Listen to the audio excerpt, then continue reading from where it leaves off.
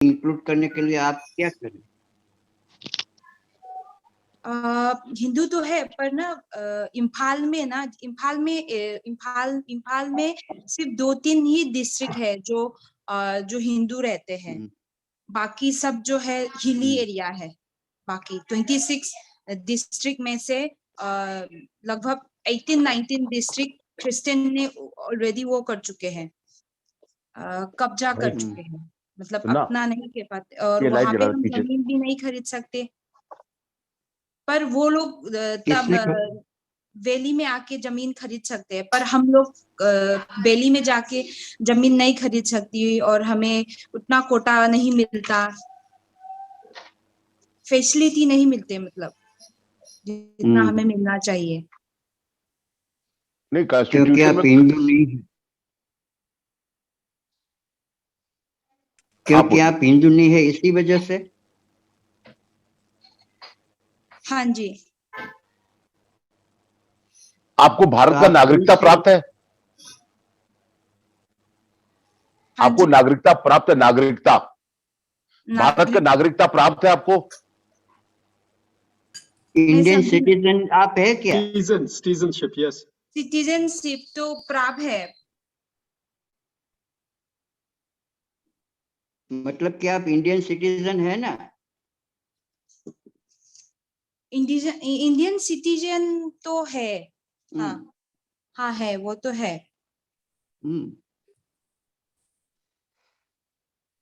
आप माइते हो या विष्णुपुरिया हो? मैते का सब कास्ट क्या है आपका? हम लोग मैते, मतलब मैं समझी नहीं। देखिए, एक अंग्रेज अधिकारी थे टीसी हॉडसन, और उन्होंने आप लोग के ऊपर काफी रिसर्च किया था 1915 में, और बहुत गहराई में आपके सब कास्ट वगैरह डिटेल किए थे। उसके बाद आजादी के बाद भी ये SC ST ट्राइब कई बार अमेंड हुए हैं और नए लोग शामिल किए गए, निकाले गए, ऐसा भी चलता रहा, और यह क्रमशः चलता रहता है। तो वो तो नोटिफिकेशन, गजट नोटिफिकेशन जो मणिपुर स्टेट के लिए निकला है SC ST, वो नेट पे भी उपलब्ध है। आपको उसमें आपको रिसर्च करना पड़ेगा, और नहीं तो आप हेलो, हमारा एक ग्रुप है मणिपुर मैतेई का ना, जो ये सब रिसर्च कर चुके हैं। वो मैं पेपर में ग्रुप में डालूंगी, उसका रिसर्च का जो आप रिसर्च है। और गवर्नमेंट ऑफ इंडिया ने, भारत सरकार ने आपका क्या वर्गीकरण किया है? What is the classification that they have given you? Each and everything हमने एक वो बना के रखा है, वो मैं ग्रुप में डाल दूंगी, तो उसमें थोड़ा देख के वो कमेंट कीजिए। Okay. Now from I am Colonel A.K. Lall. I am a Northeast expert also. I take great interest in Northeast. I was posted to Group 4 Group 3.5 years. So I have carried out as a post commander a large number of social activities for the rural upliftment. आपका विकास होने के लिए बहुत कार्य मैंने किया। State government के संसाधन को ले लेके वहां पर आया मैं। अच्छा। क्योंकि आपकी स्टेट गवर्नमेंट उन इलाकों में नहीं पहुंचती है जहां सैनिक लोग पहुंचते हैं। तो हमने जितना हो सका, लेकिन मेरे एरिया में तांकुल ज्यादा थे, मैते कम थे। हाँ, मेरा इलाका जो है आपका फिंच कॉर्नर से ऊपर ले लो, लिटान से ऊपर ले लो, पूरा तांकुल कॉर्नर है। और हाँ, हालांकि मणिपुर में आता है, तो वो सब मैंने स्टडी कर रखा है। मेरे पास किताबें भी हैं, और मुझे नॉर्थ ईस्ट का बहुत शौक है पढ़ने का। तो आपको ज्यादा पता होगा कैसा है। आप हमें लिख के भेजिए, क्योंकि जाति के लिए यहाँ महाराष्ट्र में भी बहुत प्रॉब्लम है। तो मैं अक्सर उसका अध्ययन करते रहता हूँ। लोग नकली सर्टिफिकेट बनवा लेते हैं, और फिर कल को जेल हो जाता है उनको। तो ऐसा भी है। तो हमारा कोशिश है कि नंबर 1 तरीके से काम होए। तो मैंने यहाँ भी महाराष्ट्र में बहुत लोगों को मदद किया है, बगैर पैसा लिए उनको मैंने हेल्प किया है, और उनकी रूट्स निकाले एंसेस्ट्री के, और तब जाके उनको सर्टिफिकेट इशू करवाया है। तो ये बहुत लंबा चौड़ा प्रक्रिया के मैं अभी तक समझता था सिर्फ माइती और विष्णुपुरी जितना मेरा पढ़ाई किया था, पर सब कास्ट जो है वो मैंने नहीं पढ़ाई किया उतना डिटेल में। अब आपने ये नए विषय छिड़े है, तो मैं जरूर पढ़ूंगा इसको, इसके ऊपर रिसर्च करूंगा। मैं ग्रुप में जल्द से जल्द वो जितना भी हम ग्रुप ने जो जितना भी रिसर्च करके जो बनाया है ना, एक मेमोरेंडम टाइप, वो मैं ग्रुप में डालूंगी, तो जरूर देखिएगा। और उसमें आप थोड़े टाइम के लिए मुझे अपने ग्रुप में शामिल कर दिया, पर मेरे भाषा का प्रॉब्लम ये है कि मैं ज्यादातर इंग्लिश में आसानी से बोल पाता हूँ, हिंदी में थोड़ा कमजोर है। Thank you so much. I am dealing with 13 languages, So I have problems in Hindi especially, or otherwise I'm totally from Hindi background. Did Okay. graduation also Hindi medium. That's not our issue. Okay. Okay, I'll madam. solve your problem. Diana ji Let us. आपका mobile number और email ID chat box में लिख दीजिए. मैं Jagdeep. Sir I think Yeah. Let us stick to our point today. और as far as जो Diana देवी आपने जो बताया आदिवासी के अंदर या जो भी हो, we can discuss this separately. After this meeting is over, you take telephone number from Bablu or your Robin, and we will discuss on telephone. Not now. Okay. Now let us start. Today's few of our guests, they will be joining bit late. Watali Saab has said that he will be joining at 6 o'clock, and Colonel Dixit is also going to join after half an hour. They are also already on the out of Kanpur, Colonel Dixit. Anyway, तो आज की जो meeting है मैं हिंदी में ही बात करूं. बिल्कुल चलेगा या. चलेगा. तो मेन मुद्दा हमारा आज का मीटिंग का यही है कि जहाँ तक भारत की बात आती है, कश्मीर और मणिपुर या नॉर्थ ईस्ट के जो एरिया जो AFSPA के अंदर आ रहे हैं, they are also integrated part of the Republic of India. We are a democratic country. और इस प्रकार का जो स्पेशल पावर एक्ट या कोई दूसरी भी चीज लाके हमारे लोगों का ही अधिकार दबाया जाता है in the name of security of the nation और कोई भी दूसरी बात है, तो that has raised so many questions. We have a border security force that is on the border, and if we say that infiltration is going on, that is a shame. After 63 years we are talking about this. हमारे पास technology है, we can use the technology. Border के ऊपर satellite के ऊपर बात होती है कि कोई चींटी भी चलेगी तो हम देख पाते हैं. तो how this thing is not managed, why we are not using the technology, and हम क्यों हमारे लोगों के ही अधिकार के ऊपर में आनंद कर रहे हैं. मैं छोटा सा मेरा अनुभव बता रहा हूँ कि अब हम कश्मीर विजिट किए थे to promote our activities for fast justice. The vehicle, in my vehicle, there was a person who was going to Srinagar. He had got a job of a driver. He was detained only for the problem that he had little, जिसको कहें कि थोड़ी गर्मा गर्मी हो गई, उसके कपड़े उठा के सड़क पे फेंक दिए, तो उसको सीधे कॉलर पकड़ के गाड़ी से बाहर कर दिया. और फिर हम लोग को बोले कि जाइए. हम गाड़ी से उतर गए.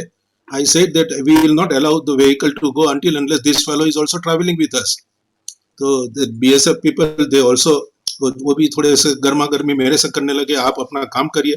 I said that I am a human right activist and I am doing my work, and what is your work? You are not doing your work. I will also take a matter against you.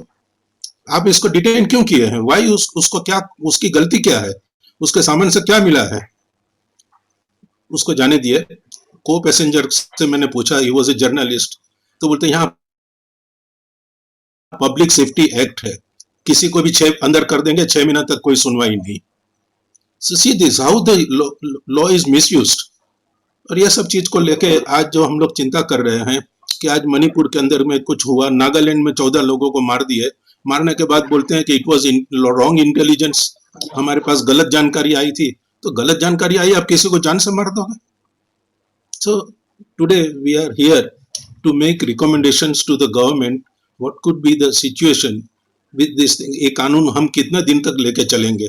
63 साल से हम इसका बोझा उठा के चल रहे हैं. जहां तक नागालैंड की बात आती है और जम्मू कश्मीर की बात करें तो 32 साल हो गए करीब. और हम बोलते हैं विश्व में कि we are the biggest democracy of the world.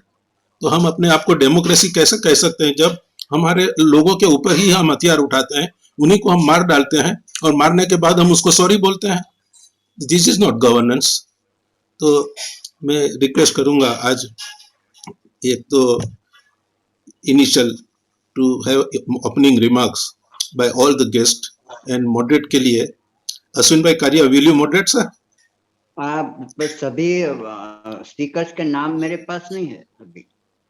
Okay ठीक है, चलिए. तो मैं अभी तो बात कर रहा हूँ सुब्रमण्यम साहब को कि आप अपना इनिशियल रिमार्क रखिए सर. सुब्रमण्यम साहब, he is an IPS officer who has served in Tripura as a DGP and retired. Earlier on he has worked in Manipur and other areas also. Subramaniam sahab, you can have your choice, Hindi or English. Oh. Well, what do I say? Because we've been together for quite a few occasions when I had been known all of you. I have written a paper, I don't know. I sent it to Mr. Venkatraman. That has been circulated to all, sir. Hmm? Yes, Yesterday evening only I have circulated. circulate to all the members. Hmm. Yes, Subramaniam ji. Today's discussion is mainly on AFSPA, isn't it? Jammu and Kashmir, Yes, yeah, yes. and Manipur, both. Excess I is thought, committed in the name of that, and what, when, how many more years we will continue like this? I think as long as the present colonial government continues, naturally it will continue also. Because our administration is not yet modern and progressive. What happened in 1947, we got independence and then we had a constitution. The constitution is very good. But the criminal laws of the colonial period still continue. We haven't reformed them at all. Therefore, because of the continuation of colonial system, our violence in the society is increasing. We have to democratize the whole system of criminology, criminal justice in our country, particularly for minorities. India, majority of minorities in India are being targeted by the police. Why?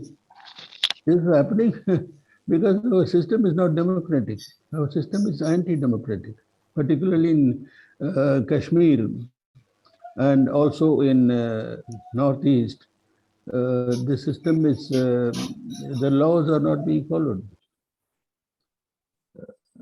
You know, there are two different governments in India. One is for democratic India, mainstream India, but in the Northeast, it is more like a colonial administration. I was serving in Manipur and Tripura for a long time, and my perception is that there is a different government is going on in the Northeast. It's a colonial administration. The colonial administration, we have Armed Forces Special Powers Act. This cannot be removed now.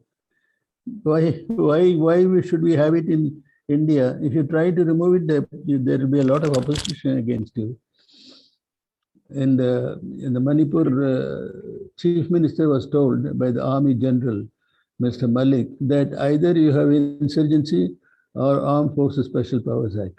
Only one of the two things should continue. Because he said if you have insurgency, there will be Armed Forces Special Powers Act. If you have Armed Forces Special Powers Act, then there will be no insurgency. That's what he was saying. So this whole approach is wrong, in my view. If you have to have a democratic government, it should be really democratic system in the country. For example, there is no Armed Forces Special Powers Act in Maoist areas. Armed Forces Special Powers Act is being used in areas which are not non-Hindu areas. It's being tribal areas, minority areas. Armed Forces Special Powers Act is there. Can you have Armed Forces Special Powers in Madhya Pradesh, where now Naxalite movement, Maoist movement is very strong? No, because the Hindu majority of India, they want Armed Forces Special Powers Act in mainstream India. That is only for minority areas, the Northeast where tribals are majority. So you have to democratize the whole system. Unless the system is absolutely democratic, we don't have a completely democratic system. We have a partial democracy in India. What is happening is partial, limited democracy. Limited democracy for mainstream people, but for minorities, Muslims, tribal areas in the Northeast, there is no real democracy. That is why the violence is taking place in a big way. You know, there is a lady called, there's a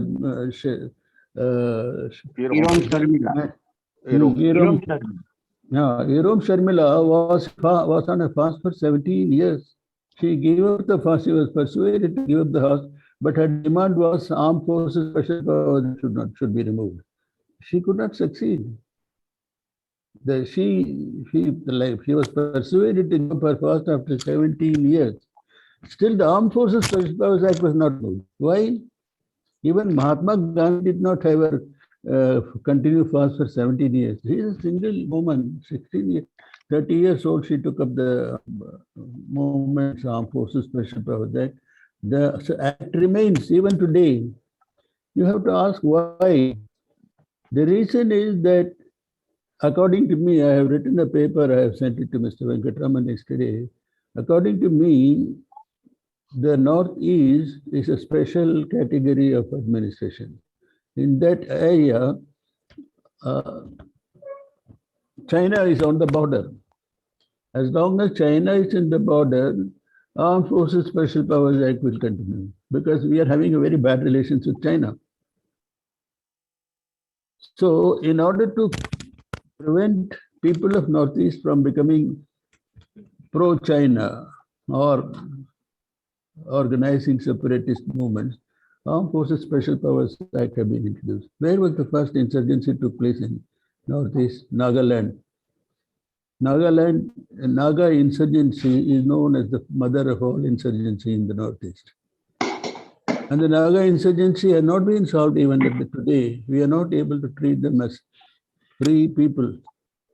India got freedom because of non-violence, but used violence against Nagas. Why? Why so much violence against Nagas? In fact, one of our chief secretaries wrote a book. He was a very famous officer. In the book, he said, India fought for freedom by using peaceful methods. Why can't we allow the Nagas to use peaceful movements? So the situation is pretty disappointing in many ways. Therefore, a forum for fast justice is there, but the forum has to be more specific about to whom you are fighting for justice. Are you fighting for justice for rich people? Rich people will be happy they spend a lot of money and get justice. But ordinary people, poor people, people belonging to tribal areas, scheduled castes, scheduled tribes, weaker sections, women, children, they don't get justice easily. So you have to be very specific and say for whom you are fighting. We are fighting for justice, not for everybody, but for those who cannot fight for justice. People who are demanding justice, who are fighting for justice, we are fighting for that. That has to be extremely clearly specified. For example, I was asked to write a paper for the United Nations in which minority rights in the criminal justice system was the topic. So you have to specify the minority, which minority you are fighting for. In India, lots of minorities are there. Muslims, in the Northeast, full of minority communities, hundreds of minority communities are there. Does our constitution provide justice for all of them? No. Our minorities are 6 or 7 communities are mentioned in the constitution.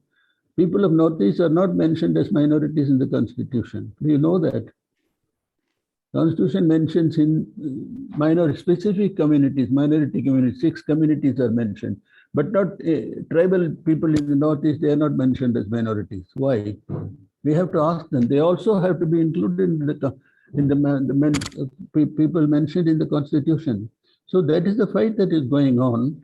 And people say that Hindus are ruling India today. And the Hindus are not interested in justice for ordinary people. Muslims, certainly they are not interested. Muslims are being targeted all over the country. Why? You have to mention that also in the Forum for Fast Justice. You are not just fighting. It's not an abstract fight that you are having. You are fighting for justice for poor people, minorities, weaker sections, women, children, and so on. So we have to be extremely specific when you say we are fighting for justice. Say that we are fighting for justice for minorities.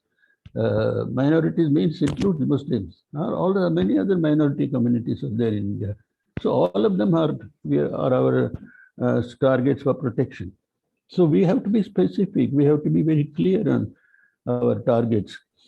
So that we are, I don't know whether, as far as Armed Forces Special Powers Act is concerned, I mentioned it in my paper.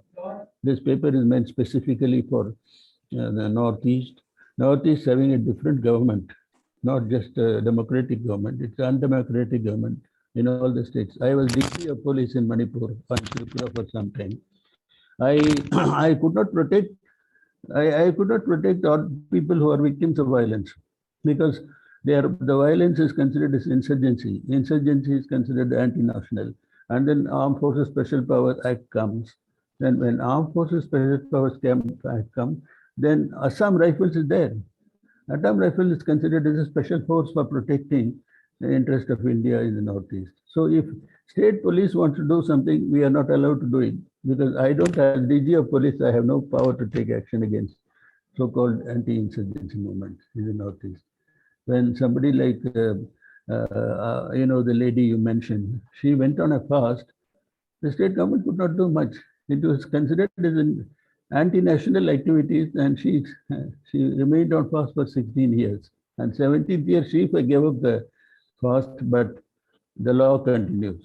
So today, it is very difficult to improve very difficult to get rid of Armed Forces Special Powers Act in the Northeast. I am sorry to say this, because whatever you may say, you will not be allowed to do something that is directly considered as anti-national.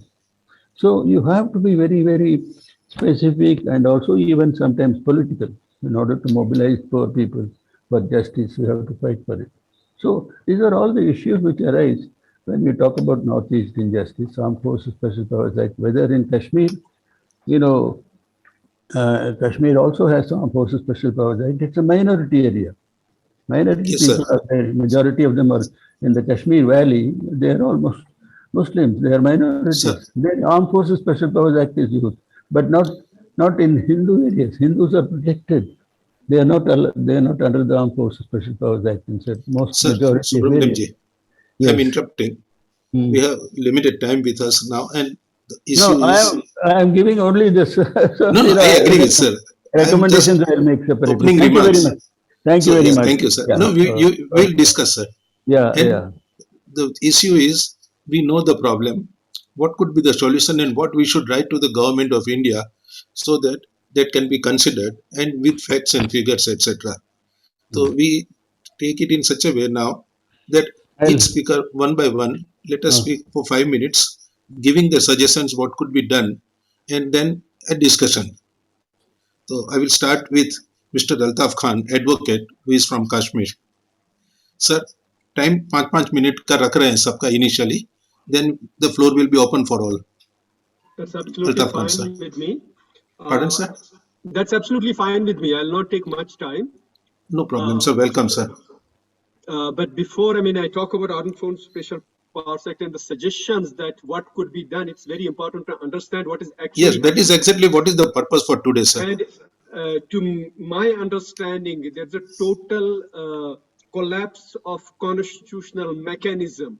There's a total collapse of institutional mechanism in Jammu and Kashmir, and that we need to understand whether even removal of Armed Forces Special Powers Act will do any good to the people of Jammu and Kashmir or not. My understanding is that what has happened after the removal of abrogation of Article 370, first casualty was Jammu and Kashmir High Court that did not act. It did not do anything.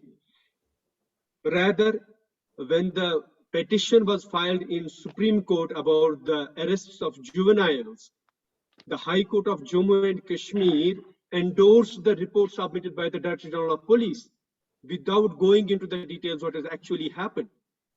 So, and after that, what is on daily basis happening? A girl, Basiratul Ann, was arrested.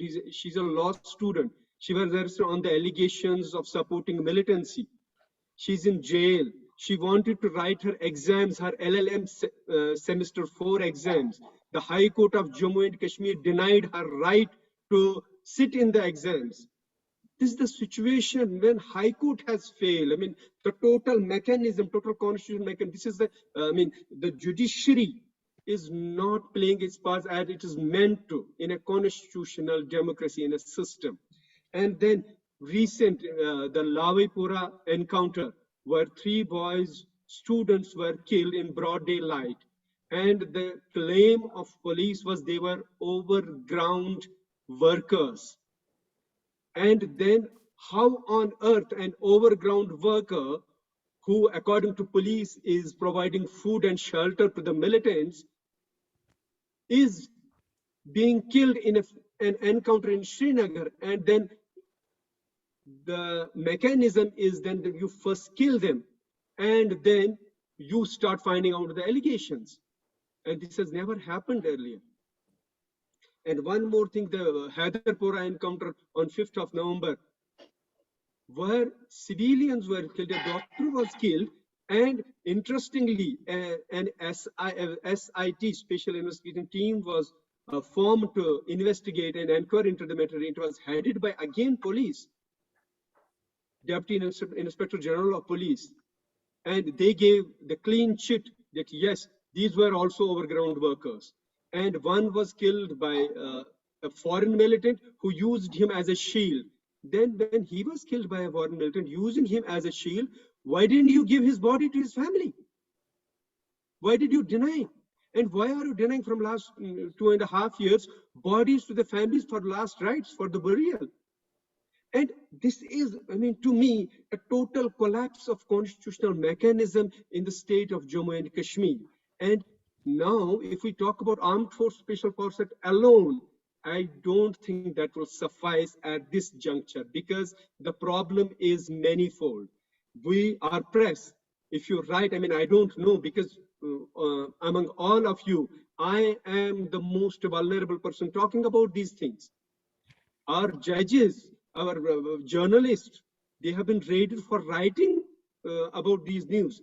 I mean, all the press is closed.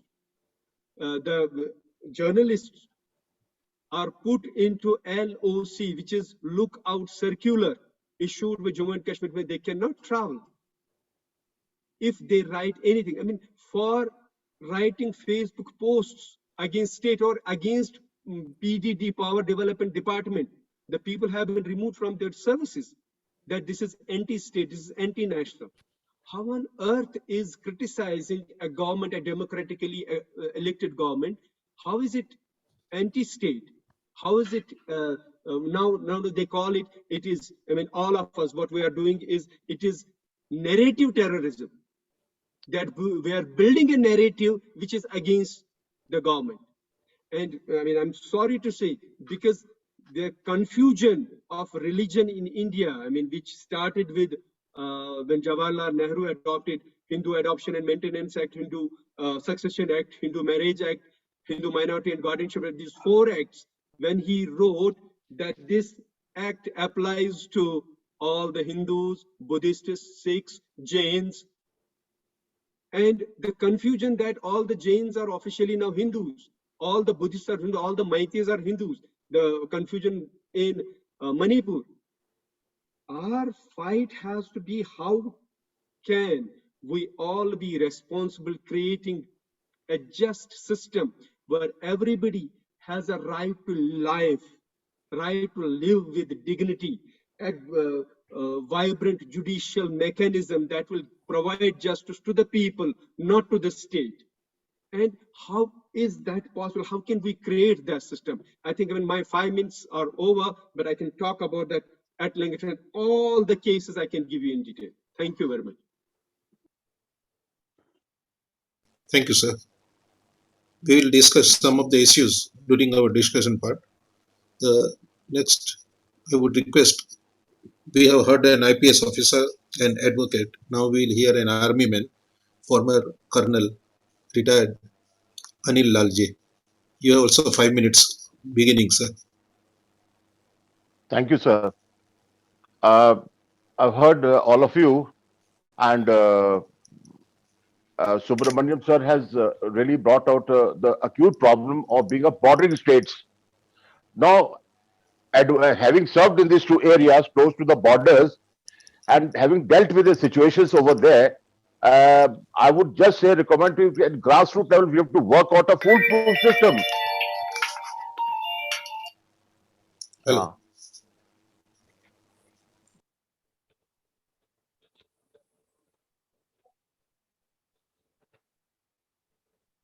Continue, Lal sir.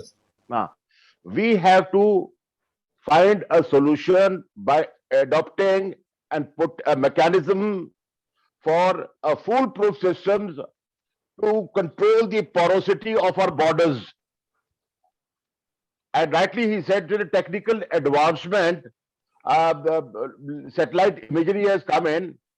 We can still find out and put quick correction teams ready along the borders. quick reaction team has become the norm in last 20-25 years, and I've seen their performance also. So first, government should think primary role of armed forces is guarding the borders. Let them guard the borders. Now come to police battalions, The states, along with centers, should strengthen the state police, like Watali sahab brought earlier about the role of the police, that he could effectively use police force in combating insurgency. So police force has to be strengthened, modernized, equipped, and be trained to combat emergency. Now, if you say ki abruptly withdraw AFSPA, it cannot be done right now. And earlier I maintained that some sections should be diluted. Thereafter I examined, dilution is also no solution. Remember, armed forces is the last tool with the government to act as a deterrent. After that, nothing is left. So normally, armed forces are called out in aid to civil authorities. That too with flag marches and all, our role is limited only till there, But we are not fit for policing. And earlier, of course, Dr. Subramanian sir, I've attended his classes also in Ooty, and I've got some of his books also written, authored very well written books on human rights and the role of police. It's worth reading. So what I have to say, that in a democratic setup, such draconian laws can never be permanent. A solution has to be found out by the government. An answer lay with the government. Government has to do something. And it has got today multiple plethora of agencies who give ground input through MHA to the government. And MOD giving intelligence input, that is separate. They both are seen. In fact, I think Subramaniam sir had served in NSG in early years, when it was the formative years, if you recollect, sir.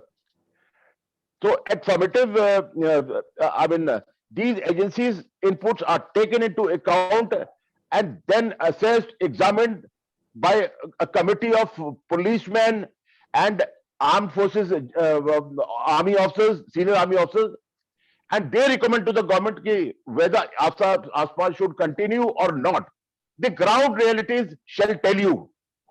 So in this context, I've seen one of the Naga police battalion, Naga police were deputed somewhere in center, in other state, and they performed commendably very well. So why can't they perform in their state? So the border is porous. And I know of a special armed forces, I think 30th battalion. They were deployed in Guwahati for quite a long time, 13 or 7 SAF state armed forces. That is armed constabulary of Madhya Pradesh. There also they did very well.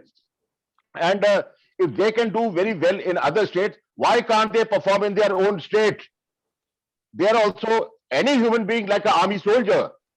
So you train them, you make them fit to combat insurgency, and gradually a phase will come that you'll have to repeal armed forces also permanently. And if required, not repeal it, bring it into effect only when the need arises. Whether in insurgency-prone area, in a terror-prone area. So these are my inputs, and otherwise, it's not all that easy that straight away we can withdraw or repeal AFSPA in these two states because of the porosity of the borders. And borders sealed now totally.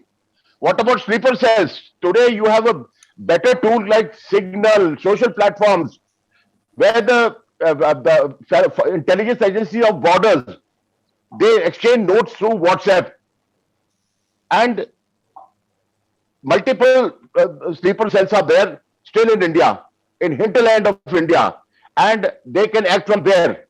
Today, if one has to make an explosive bomb, he can buy chemicals from the market easily and assemble and use it as the whims and fancies or as per the direction of the intelligence agencies across the border, and then providing safe havens to insurgents group, which is Burma border has been very, very prone, because I have operated interiors also.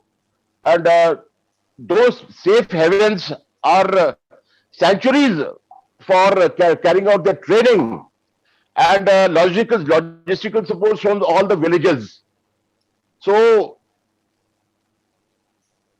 you have to have a diplomatic talks with those countries, friendly tie with those countries, that their armed forces would eliminate these training camps, like it was in Bangladesh, like it is still in Burma in certain pockets, the NSCN Kaplan faction and NSCN Muya faction, certain group are still there. So Yes, sir. you clear porosity. I mean, remove this porosity and then get into electronic warfare, digital warfare for detecting such elements within the country. So that thing has to come from the government. Thank you, sir. Yeah. Now, already Advocate Bablu has also joined. Before I go to him, he has just joined. I would request our management expert, Sri Jagdeep Chhokar ji, to have his views how we can solve this problem. What could be the management point of view? Jagdeep sir. And then we will take Bablu ji. Yes, sir. Well, I don't know whether this is a problem which can be solved by the conventional or traditional management approach. I personally think it is a human and a political problem. Our political setup, Mr. Subramaniam repeatedly said, ours is not a democracy or not a proper democracy. I completely agree with him. It is not a democracy, not only in Jammu and Kashmir or in Manipur or in the Northeast. We actually don't have democracy anywhere. And that is the reason why the elected representatives are not responsive to the problems that citizens face or citizens are made to face by the political establishment or the government itself. The problem is not the border areas of the AFSPA. The problem is the kind of people whom we have ostensibly chosen to represent ourselves. All of you know that 43% of the members of the Lok Sabha have pending criminal cases against them. Now, if that is the situation, how do we expect the parliament to take logical, rational, and legally correct decisions? And the people who control the political establishment are not ordinary people. They are people who have a vested interest in the political system. Even if you take the Northeast or in the J&K, politics is not allowed to be practiced freely or in the way it should be practiced. In certain areas, it may be, I mean, I can't think of a better word, but to say that it may be a controlled democracy, manipulated democracy, or a managed democracy. We have seen in elections in several parts of the country, and there are some elections in J&K are very famous or infamous, and the situation across the country is difficult because elections have become not necessarily a way of identifying who will represent the people. It has become a way of deciding who will have the right to use public resources for private gain for the next 5 years. Now, political parties are the entities who fight elections, who control elections, who form governments, and political parties who also decide whom we citizens can vote for, because they choose. I would not even use the word select. They choose the people that we can vote for, because these days the chances of any independent candidate winning are almost zero because of the amount of money that is spent in the elections. No individual can afford to spend that much money, and therefore every person who contests an election or gets elected does so on the basis of a political party support. Now, that would be fine if the political parties themselves were democratic entities. We have this very anomalous situation.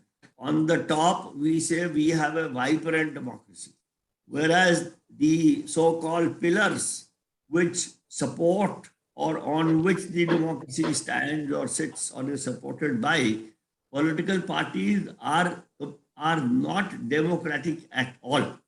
And I want to stress this: no political party in the country, no political party without any exception is democratic in the way it functions. So we have this very anomalous situation that we have, we claim that we have a democracy, but the democracy is run by non-democratic institutions. So I think the crux of the problem, and I dare say the crux of the problem in the Northeast, in J&K, and in the rest of the country. We are under this illusion that we have a problem in the border areas or Northeast and J&K. I think we have a problem all over the country.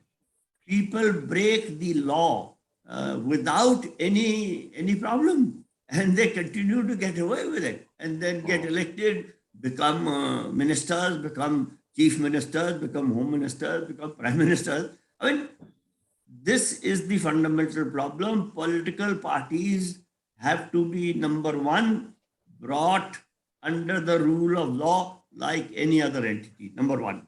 Number two, there has to be a specific law to govern the functioning of political parties, which will make it legally binding for them to be demonstrably democratic in their internal functioning. And three, the financial affairs of political parties should be transparent and be accessible to people at large.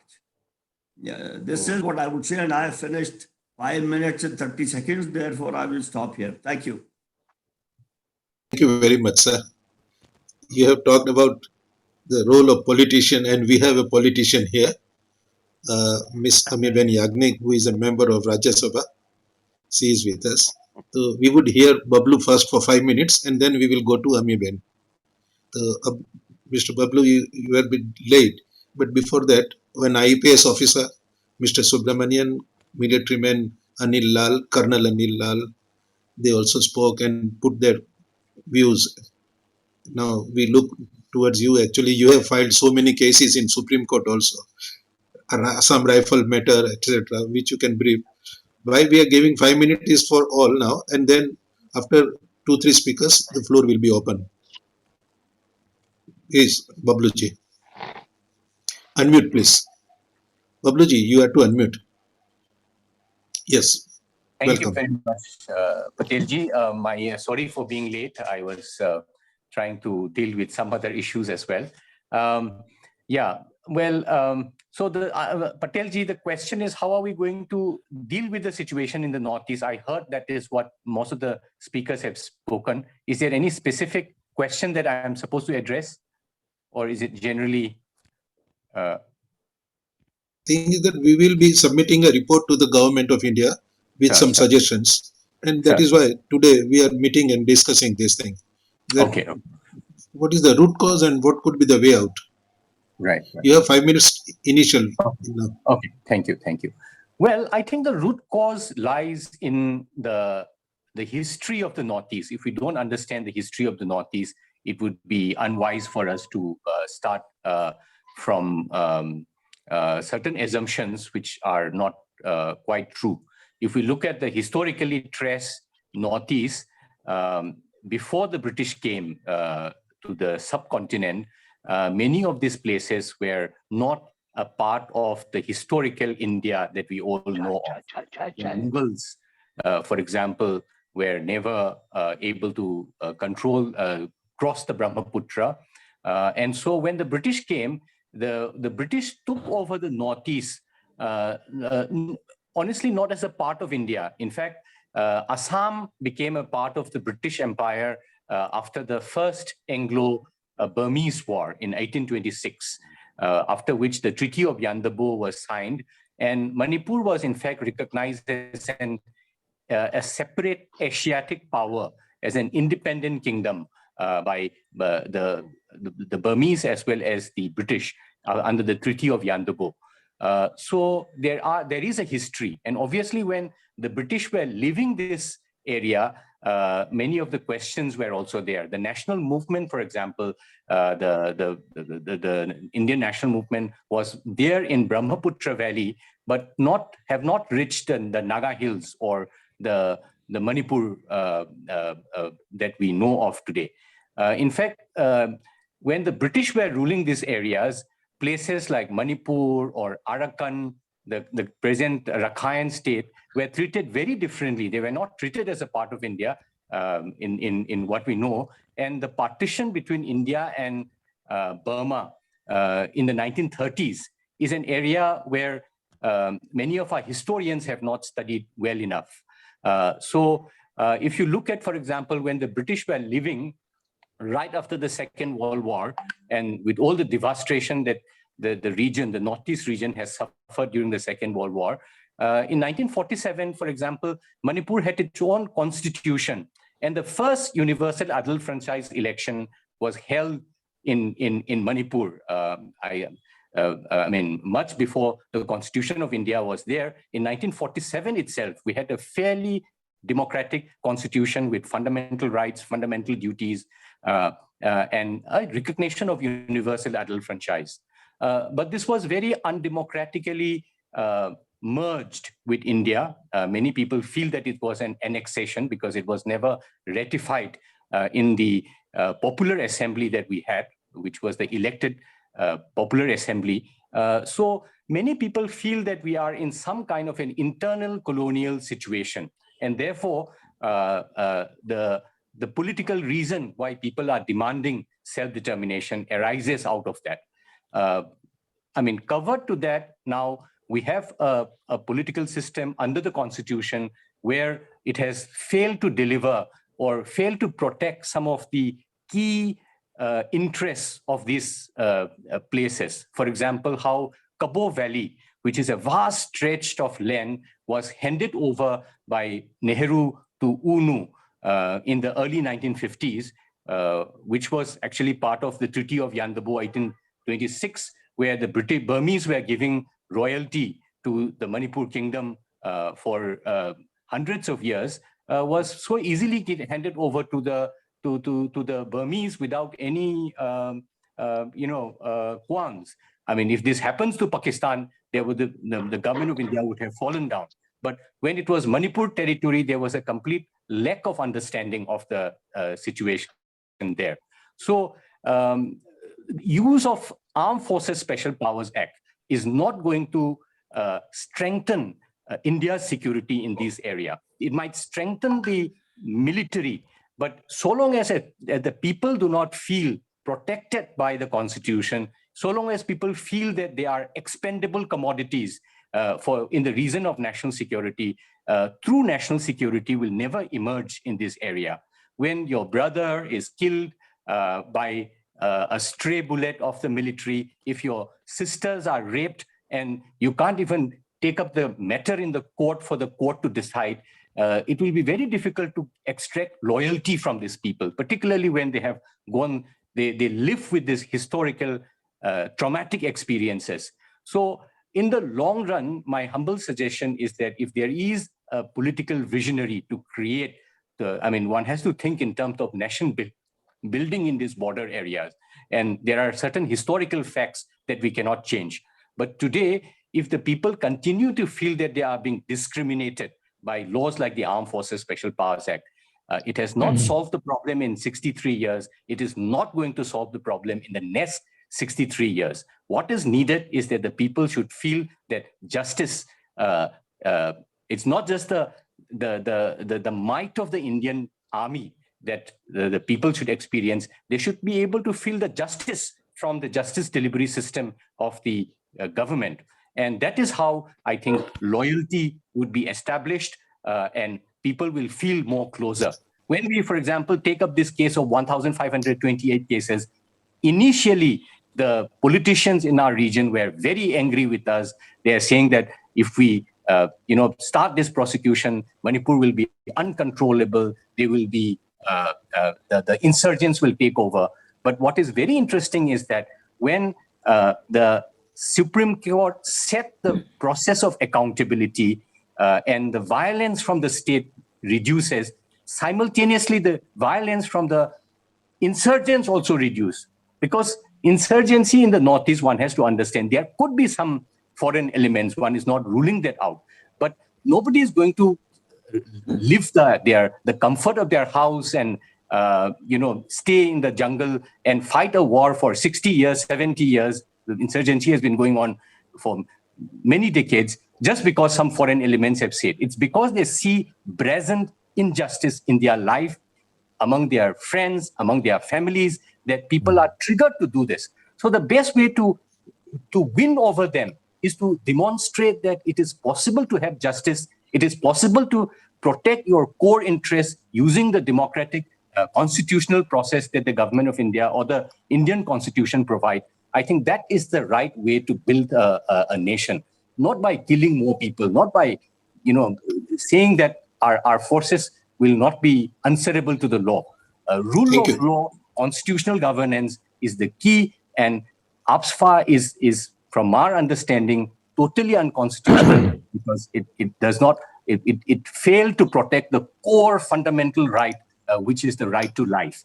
When you suspend this right to life and when you become victim to it, then obviously you can, it's very difficult to, establish loyalty to a state which says it's okay to kill your brother and it's okay to rape your sister. Accountability, legal accountability is, I think, in the long run, the best way to ensure national security. It is one thing that, just one point, sir. It is one thing that you do a surgical operation, like what you did in Punjab, for example, for 1 or 2 years, you need to crush down the militancy and use Armed Forces Special Powers Act. That is understandable. But how can you continue to understand 3 generations of Armed Forces Special Powers Act if you are not able to solve it? Are we saying that for the next another 3 generations also we are going to continue with it? Then obviously, as you say, fishing in troubled water, people who are inimical to India's interest will play on the sentiment of these people, will try to misuse this. So Armed Forces Special Powers Act is actually a biggest threat to the national security. It is not the way 21st century democracy should be ruled. That is my humble suggestion. Thank you. Thank you very much, Babluji. Sorry to interrupt you, but if required, I request all our members here, panelists, we will go for another 15-20 minutes extra if required. So now everybody has spoken except the politician now, and the politician in today's discussion is Dr. Ameeben Yagnik. She has done her education, etc. Stanford University. She has done masters in law and all. She is very sensitive also to the people's issue, and that is why she is here. She has also heard all of us. This is a political problem, as said by Jagdeep Chhokarji, Babluji also, Subramanianji also, and Altaf Khan. So what could be the solution? How can our parliament take up this issue so that there can be a peace permanently? And this 1 minute only I am taking. We are talking about technology, as I said during my introduction to all. We are talking about launching several satellites at a time. We say we have launched 60 satellites, 70 satellites and all. And if we don't use those satellites for protecting our borders, infiltration and all these things, and we kill our people, and then in the Supreme Court, Bablu has filed cases, 1,528 extrajudicial killing. And our society, when I was working with Tribal Welfare Society, the president of our Tribal Welfare Society, Manipur State Unit, he was also killed in the middle of night when he was working to try to make a bridge between the politician and the ultras to solve this problem, and he was eliminated.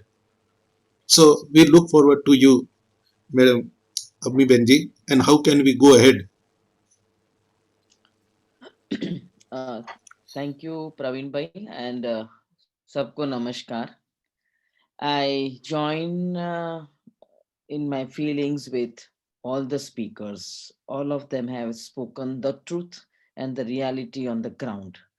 Altaf ji has said something which I recently, when I went to Jammu and Kashmir and I saw the hushed and sad silence on the streets, because on that day a political leader had passed away, and then I was already on the flight. So when I was in Srinagar, uh, I could see and I could sense the airy and the the uh, forces everywhere. I thought that, well, this is absolutely a huge number, whether it was required or not. And I could sense that inability to access any system, whether it is the police or the judiciary, which are given by the constitution in order to have right to life, right to have a decent way of life. I could see that it was just a day, but I can write volumes on that. So Altafji, I completely agree with what you have said, but I'll come to your issue later on. I also feel sad when I hear Babluji say that yes, 43% of people sitting in the parliament, my colleagues, are having criminal record, and we can do nothing despite there being a talk that the election commission should put on its site how many criminal cases one person has, whether he has just a case registered or whether he's convicted or whether he's pending after conviction, he's pending, he's on bail. So these are the issues. I think they are just on the website, but yes, they are all there in the parliament and they are my colleagues. They decide the law, how to make the law of the land. They make the law of the land. And just an example that when the Article 370 abrogation was taken up, the bill that was put was that it is reservation for economically backward classes for Jammu and Kashmir. It was never told to the parliamentarians inside the house that this is the bill for 370 abrogation. It came as a shocker. No one was given that bill, the draft bill, which is usually circulated much before it is brought in the house. Nobody had access to those papers. Forget about giving any submission on that part. Everyone was in shock. We all sat on the floor, we opposed, but the bill was bulldozed in a sense, and all the parties who were in hand in glove with the ruling dispensation just passed the bill. It was a very sad day that day. And as a parliamentarian who I've believed in my life for social justice, I worked for women who wanted back their children. I worked for areas where people want water, where people want the factories to stop because they emit emissions which kill their physical bodies. So I have been socially very sensitive, and I felt very helpless that day, that even as a parliamentarian I could not even contribute 0.001% to what was happening right in front of me, which was absolutely against the constitution, which I have been studying as a student. I have been trying to practice by way of jurisdiction in the courts. I agree that yes, democracy is not only absent in the border states, Jammu and Kashmir, but I come from a state, Gujrat, where we have seen a pogrom that happened about 18 years back. People have forgotten, but the scars are there, and we all went to the court of justice, to the courts, to to get justice, but the latest number which I have about all the petitions that I know of, everyone, each one of them have been acquitted. Everyone is, I do not know about the compensation, whether the victims have got the compensation or not, but this is the sorry state of affairs. I have boasted about the independence of the judiciary in international forums, wherever I have gone. I have felt very, very proud to knock the doors of justice, to knock the doors of the courts for even a small person to a big person. But today I always have a doubt in my mind whether if I knock the doors of the courts, will I be able to get justice?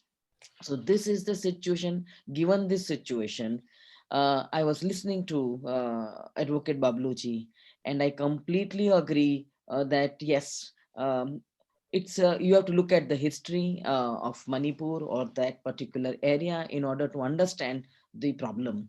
I would not have agreed more because I was in Assam last week, 10 days back, and I was also touring some interior areas in West Bengal, and I was trying to understand that yes, it's a very different culture. We need to understand the people, but without knowing these historical paths, if we think that AFSPA will be a kind of a sweeping thing for all the border states, I think that will not work. Keeping that in mind, as a parliamentarian, I think requesting for a committee to have the issues of Jammu and Kashmir to be treated separately, to have the Northeast issues to be treated separately. I think the Justice Reddy given Reddy's committee has given opinion, but I think that has not been listened to. So I think we may make two efforts. We have to put data. We have to tell that, yes, this country is run by the constitution. It is the rule of law and not rule by law. But to bring this, we need to make a very humongous effort. A small effort will not help because the majority is with the ruling dispensation, and those they practically turn a deaf ear. As you have seen, it happened in the farm laws. Of course, they had to be repealed, but we do not know what is going to be in the future. But AFSPA, yes, I think it involves gender justice. It involves human rights about anyone. And that is one thing we may talk about. State human rights commissions, we may talk about the National Human Rights Commission, they're silent. We may even talk about the International Human Rights Commission, but in order to access this system, we need to have data of each state. We need to come together, I think. There might be many parliamentarians who might share my sentiment and believe in social justice, but to knock the doors of the Supreme Court, I think those lawyers also who are very socially sensitive are taking a backseat these days. I see that often. And so I wish that this forum may be the beginning, but we should not lose faith in our constitution. Even if we have doubt in our systems, I think the police has let us down. I think I do not want to speak about the High Courts and the Supreme Court because I practice in both the courts. And I am feeling that, yes, I think what happened in the early 90s and a decade and a half of PILs that got social justice to the doorsteps of the people who really wanted justice. I think somewhere that era has faded, and I feel sad to speak as a parliamentarian. I wish that Praveen Bhai should see that we come together and let that be, this may be the first step. But yes, the journey is long and we need to take it to its logical end, that yes, we are bound by the constitution and the rule of law. Other things don't matter. So that is where I rest my case with a very heavy heart. Thank you, Madam Ameeben, Yagnik ji. We are indebted with your golden words. Rather, we should say it is an advice to all of us also. And it is also a time we take up the matter jointly. Advocates, human rights activists, you parliamentarians like you, IPS and officers, army officers, all are there. So we will discuss more. We have Dr. Raj Kachru. He is the president of National Federation of Societies for Fast Justice. He himself is from Kashmir. He has his own experience, so many things, reports, etc. are also published. So we request Raj Kachru to share his views in 5 minutes. Then we will have Robin and Bhagwanji Bhai also to speak. Praveen, thank you very much. I don't want to repeat what has been said, क्योंकि ये तो बोला गया. पिछले हफ्ते भी हमने बात किया इस पे, और ये तो clear है कि there is no empirical evidence that AFSPA has been of any help in reducing the insurgency or helping to stabilize J&K or Northeast. On the contrary, there is evidence of injustice, and injustice breeds violence. This is basic. So there is evidence, empirical evidence, plenty of it. So we don't want to, and we also know how our political establishment works now and how it has been working since 1947 or many years after that, and slowly it is deteriorating rather than improving. AFSPA was not set up now, it was set up, was established in 1958, and even before that in a colonial era. The thought, you can well imagine, the thought of AFSPA came from colonial era. And if anybody who wants to continue with this must be of the similar thought. So this is how I look at it. But if we say that we are going to make a change and we're going to tell the government that this is not good, they already know. It is well established. Last week also we understood that it is not a necessity of the armed forces. Armed forces rather not get involved in killing people, their own people. And armed forces would also like to see a disciplined challenge. There is a job to be done within the constraints of the law, within the constraints of rules. They would like to see it like armed forces of the whole world. Even in the war, when they go, they are told to protect the human rights dignity of even their own enemies. And we are very proud of that our people, how they treated the Bangladeshi prisoners of war. We are pretty proud of that. So it is very wrong of us to say that the armed forces need this sanction. This is politicians asking the armed forces to say that we need it.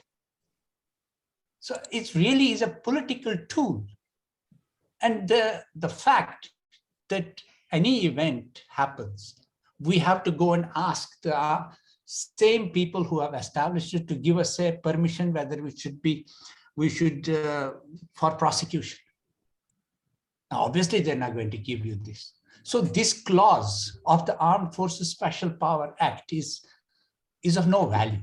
It's just a hogwash that if the government of J&K or the government of Manipur or government says that this event happened, incidents happened, we would like it to be prosecuted, please give us permission, it will never come. And it never does come. In Kashmir, we had, before this UT formation, we had 50 cases were sent to Ministry of Home Affairs for 50 case files must have been there saying that please give us permission to prosecution in the court of law. That never came.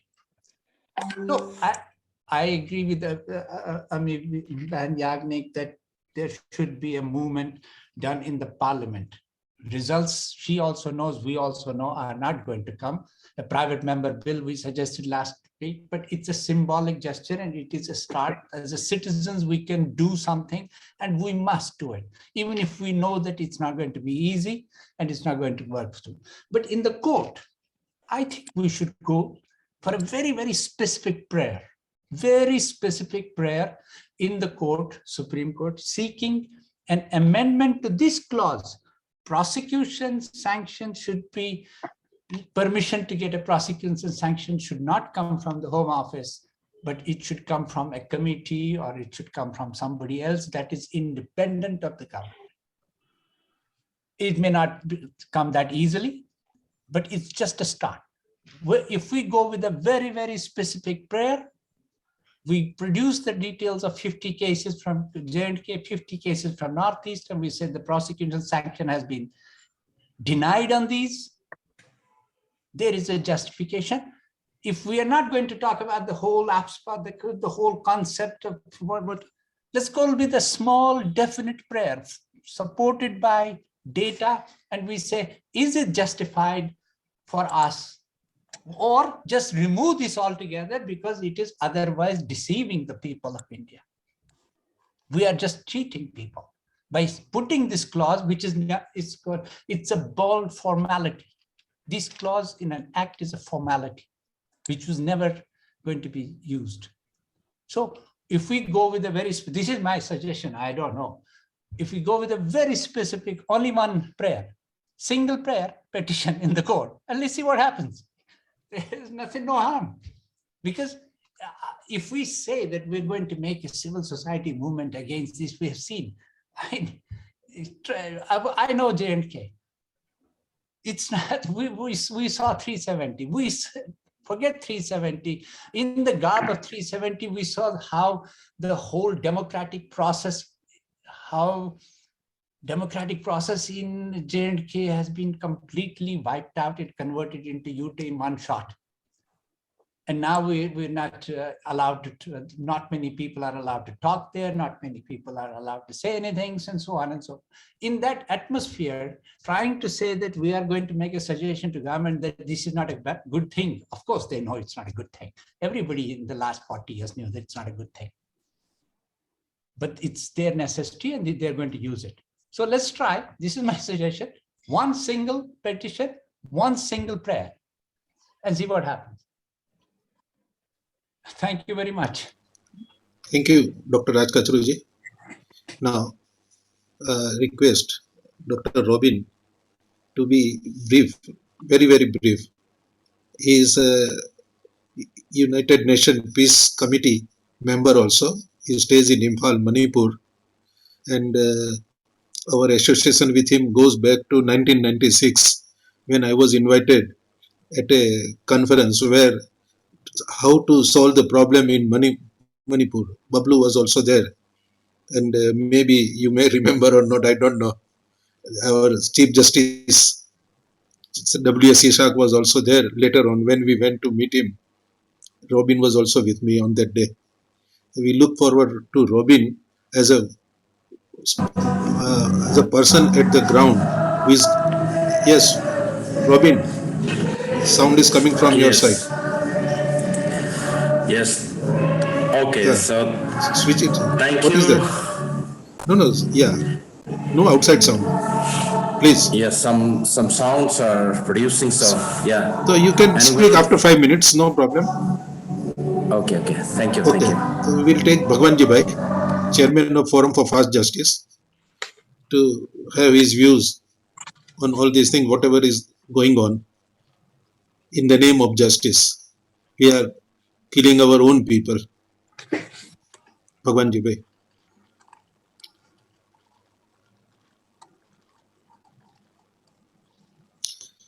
Unmute है unmute तो है, आवाज नहीं आ रही है उनका unmute नहीं है भगवान जी भाई अपन या okay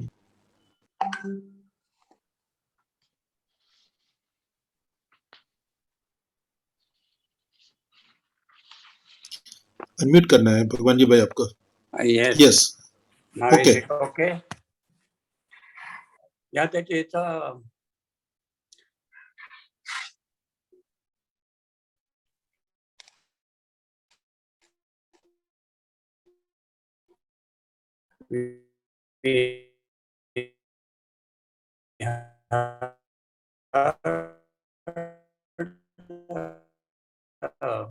for next three generations.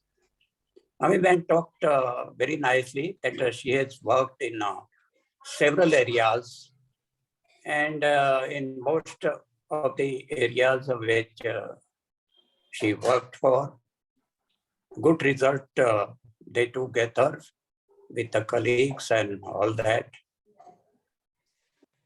But it appears she's frustrated so far as this AFSPA concerned. She also tried with others to get it repealed, if not fully, partly, but that also no progress was made. अभी बहुत विद्वान लोगों ने इसके बाद बात की और हमें हमारा एक रिपोर्ट भी अश्विन भाई ने बना दिया, वो भी हमने देखा।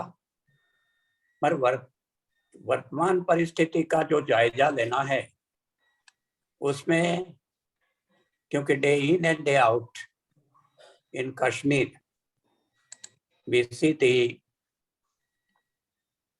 terrorist attacking the police, attacking the innocent people, and that continues from years and years.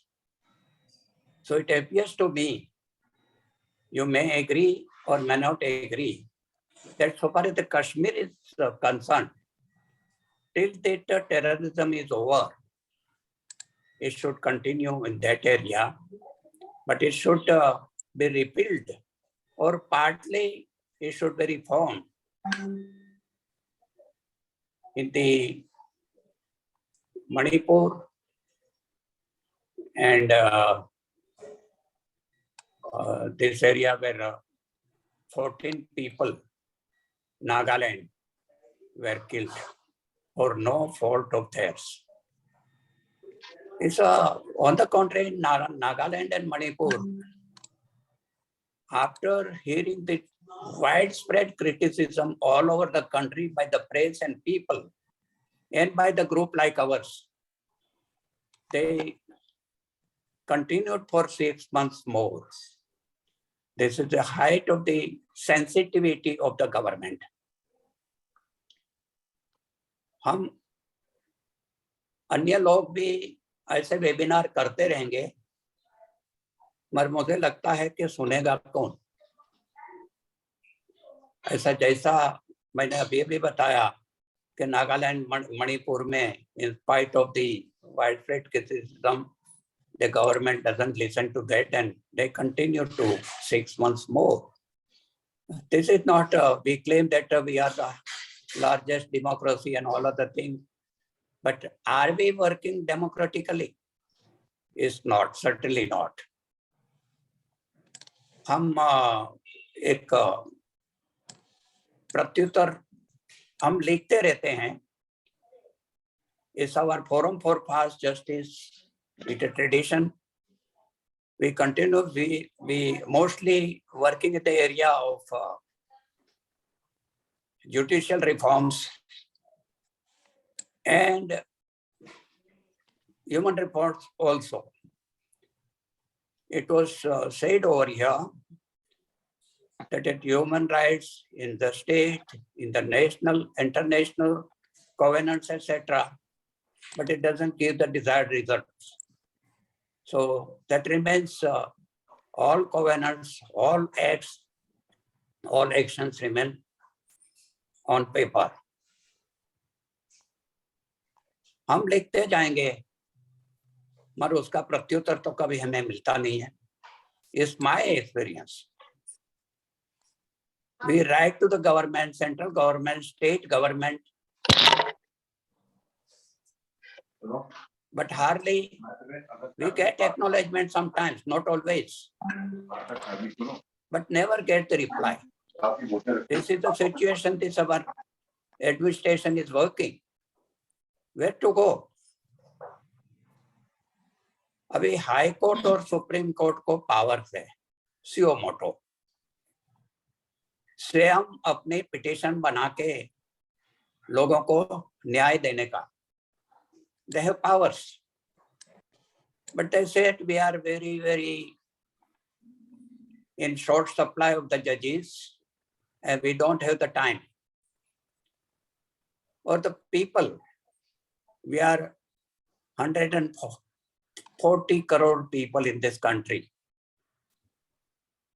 At least take it about 100 activities who can file the petition and go to the court. Let it take 2 years, 3 years, 5 years. But sometimes the judgment should come in favor or sometimes in against also. one has not to stop the efforts. One has to continue this.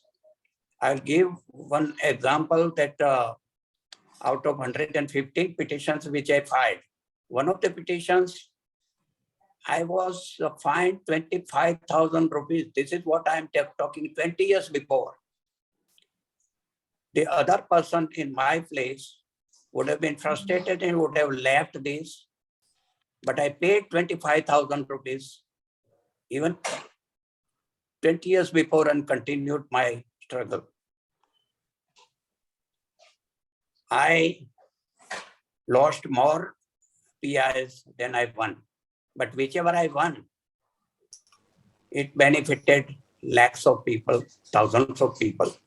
So the purpose is this, the activism and the people who are involved in this, they should continue their struggle. हम सिर्फ बातें करते रहेंगे तो कोई result होने वाला नहीं है. इधर हमारी मीटिंग हुई है, अभी वेबिनार हो रहे हैं जो अभी continuous this. There should be some responsible people. They should write it, not once, twice, thrice, 5, 4 times. And should take an appointment to the concerned officer also and should meet why this is not being done. This is what we should do. Otherwise, ऐसा seminar का कोई ज्यादा मतलब नहीं रहेगा. Politician, advocate, officers, उनको तो इसमें ज्यादा इंटरेस्ट नहीं है. कोर्ट ने बार बार कहा है कि जहां तक हम ऑर्डर नहीं देते वहां तक सरकार कोई काम नहीं करती है. The courts are running the government. मगर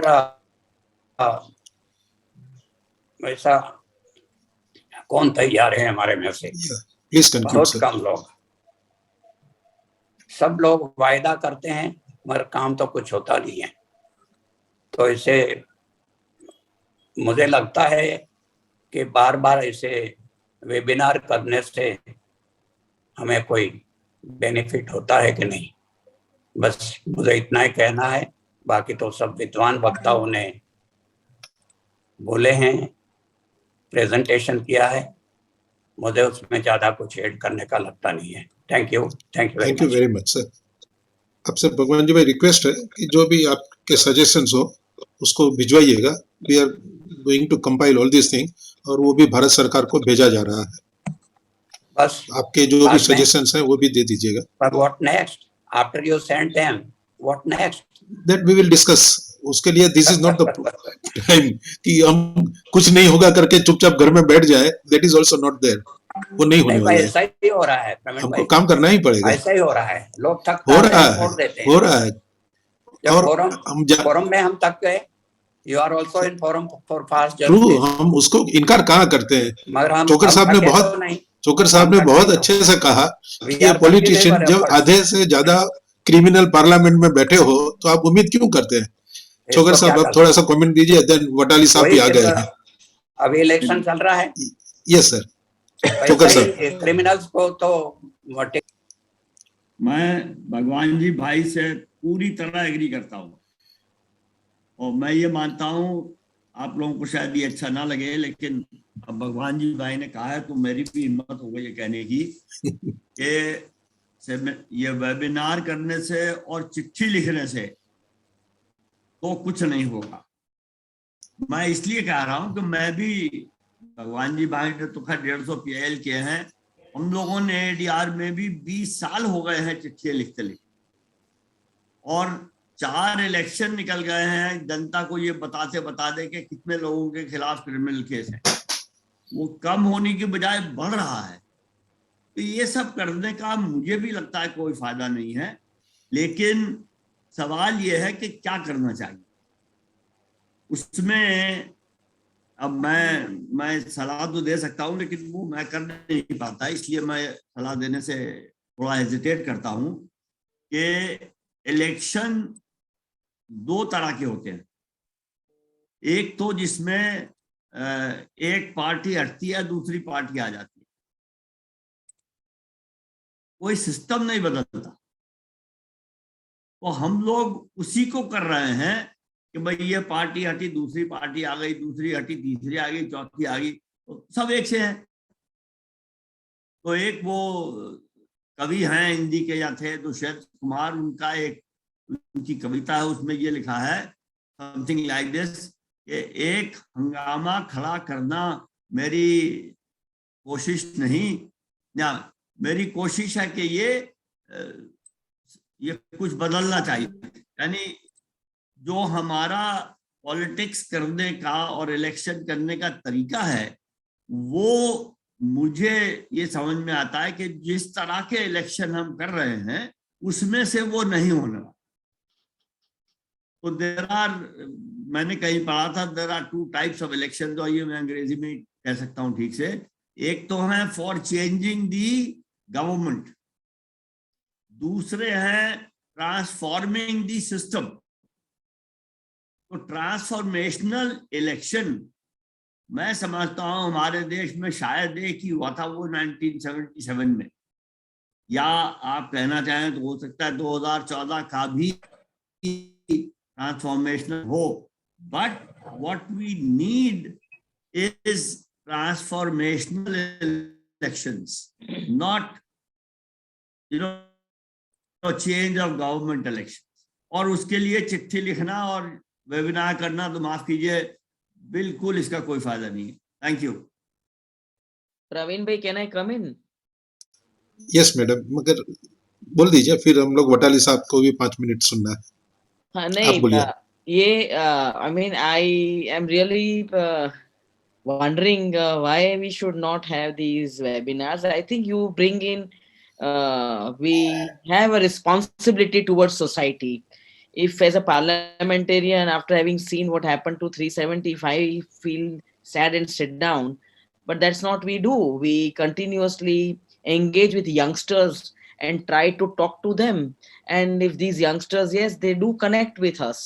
And there should be, I think you should invite more youngsters, youth who want to know what is India and what is the constitution and what is the court system and where do you get your rights redressed and why you should not raise your voice. I think we should have more youngsters also. They may hear the seniors and their guidance should be of value, but we cannot stop fighting, whether it is through coming together through webinars or coming together for discussions. I think the fight has to go on. So I think this is the only way I meet other people and understand what are their minds. And by writing or by taking up these issues, somewhere we end up in the right forum.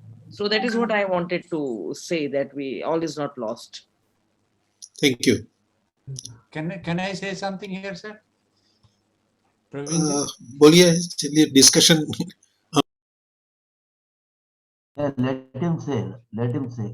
Kachru जी, आप comment कीजिए। मैं यही कह रहा था जो अमी बहन ने कहा कि we cannot stop just because nothing happens. कभी ना कभी तो कुछ ना कुछ तो होगा ही, and we have to continue doing this. And another thing that I wanted to tell specifically to Bhagwan ji is that he said कि नॉर्थ ईस्ट में हटाना चाहिए, कश्मीर में रखना चाहिए जब तक कि टेररिज्म चलेगा. But you will see that one of the factors that contributes to terrorism is AFSPA itself. उसी को मैं बोलता हूँ, there is no empirical evidence कि AFSPA के होने से terrorism खत्म होएगा. हालांकि my experience and my intuitive feeling, and I'm pretty sure, is it's the opposite.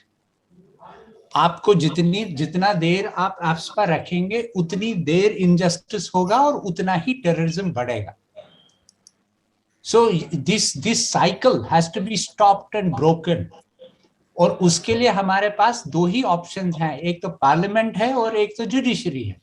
Parliament में Amiben Yagnik, she will move a private member bill and slowly कुछ ना कुछ तो बात करेंगे लोग, at least will bring it to the attention of similar minded people. Or Supreme Court में we must try to weaken this rather than to go for elimination of this. So this is the only submission I have. Thank you doctor Kachru जी।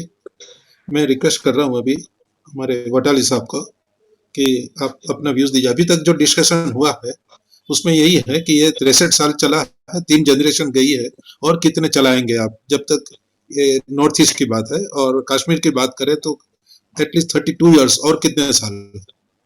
और दूसरी तरफ ये भी बात हो रही है कि एक जैसे भगवान जी भाई ने या दूसरों ने भी कहा कि हम आगे क्या करें, what could be the way forward, ये चलता ही रहेगा क्या?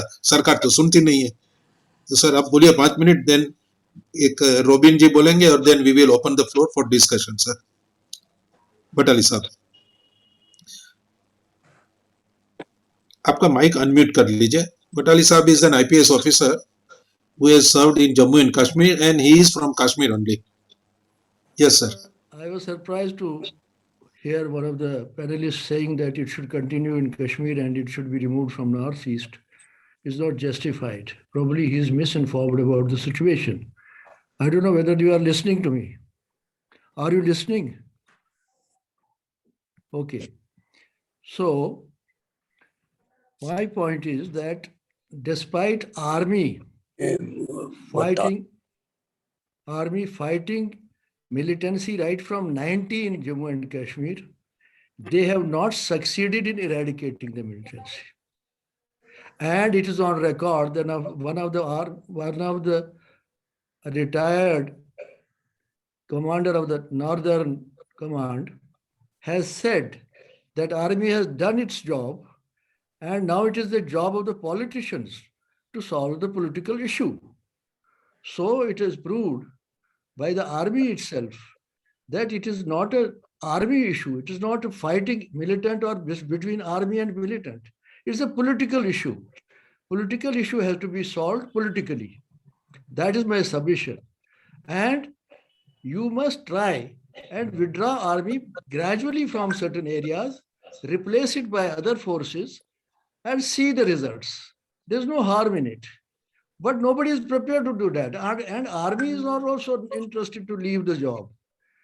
They are not forced to be there. At one time, it was suggested that certain areas army may be withdrawn and other forces may be deployed. But it was army who was not prepared to come out. That is my submission. Thank you. Thank you. Altaf साहब आप कुछ बोलना चाहते हैं? अल्ताफ खान साहब unmute कीजिए। I think we have already discussed that it is a broader issue because we don't have only Armed Forces Special Powers Act, as I had said earlier. We have Enemy Agents Ordinance. We have even UAPA, where nobody so far has been granted bail from last 3 years. There has been one incident of bail which was passed in Srinagar, and then again. And today, Sajad Gul, a journalist who made a video of an incident, is booked by government. He was released on bail yesterday, and today he is again shown to be arrested in another FIR. So we have to understand the larger context and why I am saying it's a failure of our constitutional mechanism. There are problems everywhere. There are problems in Maharashtra, there are problems in Gujrat, in Delhi, but the failure of constitutional mechanism, can you believe that the High Court of Jammu and Kashmir, a single judge, stayed his own order? And this is not what our law says. Because a judge who passed an order in forenoon and stayed his own order in the afternoon. This is not our law. This is not our constitution. And this is the message that we are giving to the people, that you cannot have recourse to the courts. There is no justice and we can kill at will. And as my learned brother also said, that there is a political problem, you address it politically, but that does not mean till then you keep on committing atrocities upon own people. And then how this law has been extended to Jammu and Kashmir police, because Armed Forces Special Powers Act does not apply to Jammu and Kashmir police. But now, how this law has been applied by consent, that there is lack of accountability. It's not people. People will come and go. I mean, today one person is Director General or one person is Commander of the Northern Corps, but tomorrow somebody else will be. It's not about people. It's about systems. We have to have systems in place that will guarantee justice to the people of Jammu and Kashmir. That's my submission.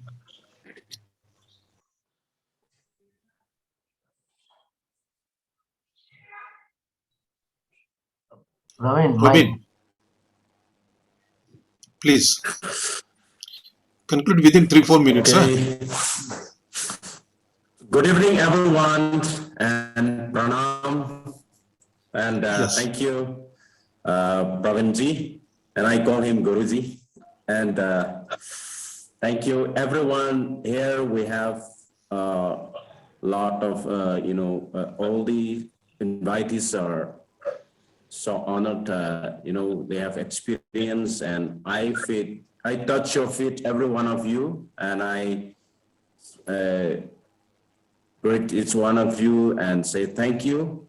And with much respect, I just want to have a few words.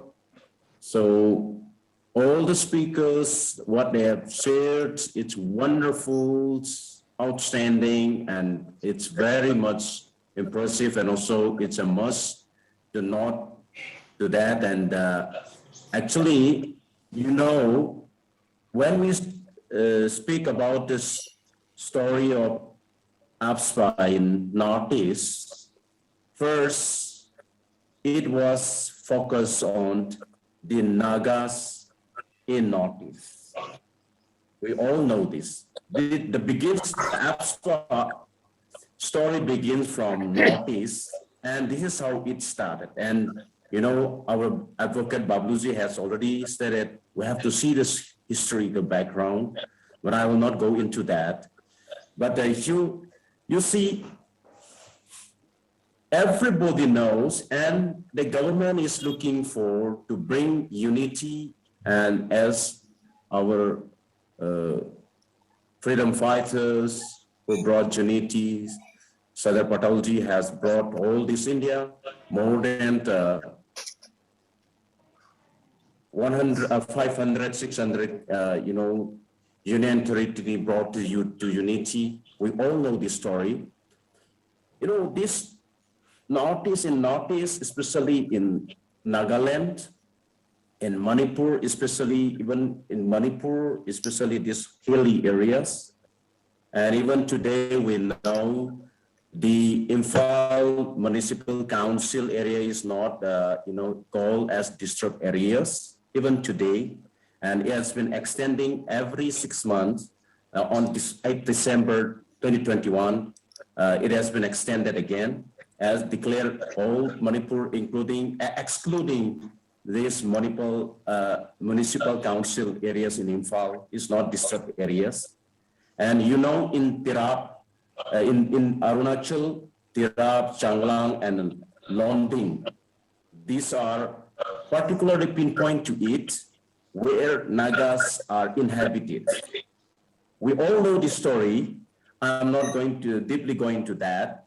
This is how the story is, how, we know the story of what is happening, for what reasons, and this has been passed in the parliament.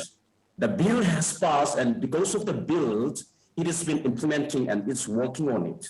Now, everyone are blaming about this atrocity, and everyone knows that it is not against human rights, but against humanity. It is against humanity. Every 6 months it's been extending, we know that. Thousands and thousands, lakhs and lakhs of people have been killed. The bill has passed on 11 September 1958.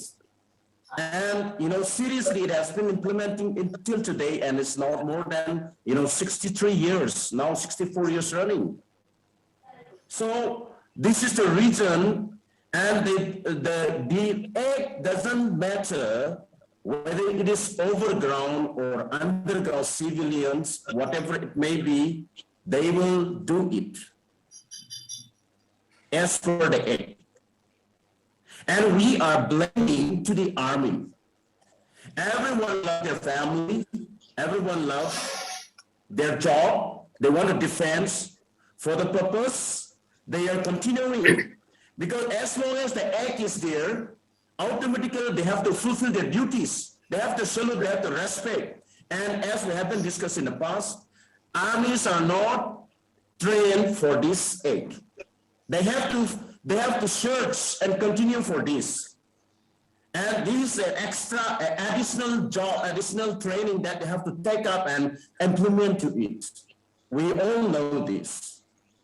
So, with most respect, I want to just appeal, and you see, when we speak about Jammu and Kashmir, we were shocked to hear that Advocate Ameeben Naiki, Honorable MP, has said, fortnight 370 article has been just pulled out. This is the handiwork of politicians. With politicians, it has to be solved. And so, what we need both in Jammu and Kashmir as well as in Northeast, we all are Indian citizens. We try to say that we are Indian citizens, but the AFSPA says you are not Indian. You are not Indian, and you are separate people. We should treat with this act. That is the exact we are seeing without saying. This is the action without speaking. Please conclude. Yes, so this is how we are facing today. So I want to appeal, even we see the present situation, what I said, AFSPA is more about how India wants to uphold its sovereignty and democracy. Its sovereignty, however, does not absolve them from all the wrong it has been, perpetuating for the past 63 years with one act in the region, in Jammu and Kashmir, in Northeast. Yes. The people of Jammu and Kashmir as well as Northeast have stopped counting the years of persecution. But we live under the expanse of hope. Yes, Robin, please conclude. Our brokenness and togetherness. Yes. So thank you. I'm sorry. Emotional. I could have given you some more time, but limitation is there. I'm practically experiencing the situation. Please. Years after years for the purpose. I just make it a little emotional. Thank you. I think you will forgive me for that. No, welcome. So, I'm so much I know your capacity and all. Yeah. So I'm so thank honored to all the former speaker. I touch your feet with my humble. Thank you so much for listening. Thank you. Thank you. Now I request Ashwin Karya, Professor Ashwin Karya ji, to take over and take this all in summing up towards further action, discussion, and what could be the way forward. Ashwin Karya sahab. Yes. Thank you, Prime Minister. अभी हमने जिन speakers को सुना, बहुत अच्छा उन्होंने views दिया. I want to concentrate upon 2-3 points. One thing is that, as Dr. Raj Katru suggested, there should be amendment in Act. I think there should be no question of amending the Act, but there should be the question of repealing the Act. Because continuous application of this Act for such a long period of time in the history of independent India is not justified. So it is a question of violation of human rights. It is a question of violation of Article 21, right to life and personal liberty, right to live with dignity. All these rights are being violated since 1958 in our independent India. So I do agree with him, this suggestion that we have two mediums, Parliament and Judiciary. But at the same time, I want to add one more point, that is the citizen's voice. See, we have several cases in which we have seen that the petitions have brought result, positive result. So it is not the question that Forum for Fast Justice will make a petition to the either Supreme Court or to the Prime Minister. But more and more petitions should go. And if there is a pressure of petitions, then government has to yield or submit to our voice. So this is a democratic way. We agree that there is no justice, there is no discrimination, and particularly we are shocked to hear that you see in northeast area, population mostly consists of Adivasi people, minority people. So in other areas there is no application except Kashmir. So we know that there is a very complex situation, but we have to make one way out of it. We have to fight for it. And making petition, raising voice against the government, making petition to the Supreme Court, this is a kind of activism. And such webinars and such seminars, you see, they do raise our temperature and keep our blood hot. So this is necessary. And through such webinars also, we can find some ways how to go out and how to fight with the situation. So I think we know the history is given by Professor Bablu. And we know that there is a militant activities in Kashmir and in Nagaland, Manipur, etc. But application of AFSPA is not the solution.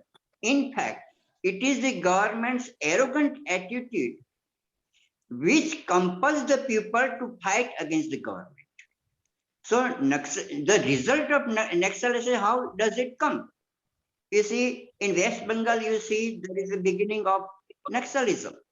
So government's arrogant attitude towards its own people and discrimination have brought this Naxalite into light. So in this situation, it is the citizens' voice which will help solving this problem.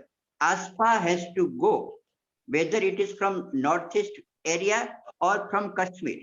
So I think we should concentrate upon this, making applications or petitions, raising voice against the government. Also, all these ways have to be adopted by forum and other organizations. Yes, thank you. So we keep our floor open for discussion. Please welcome.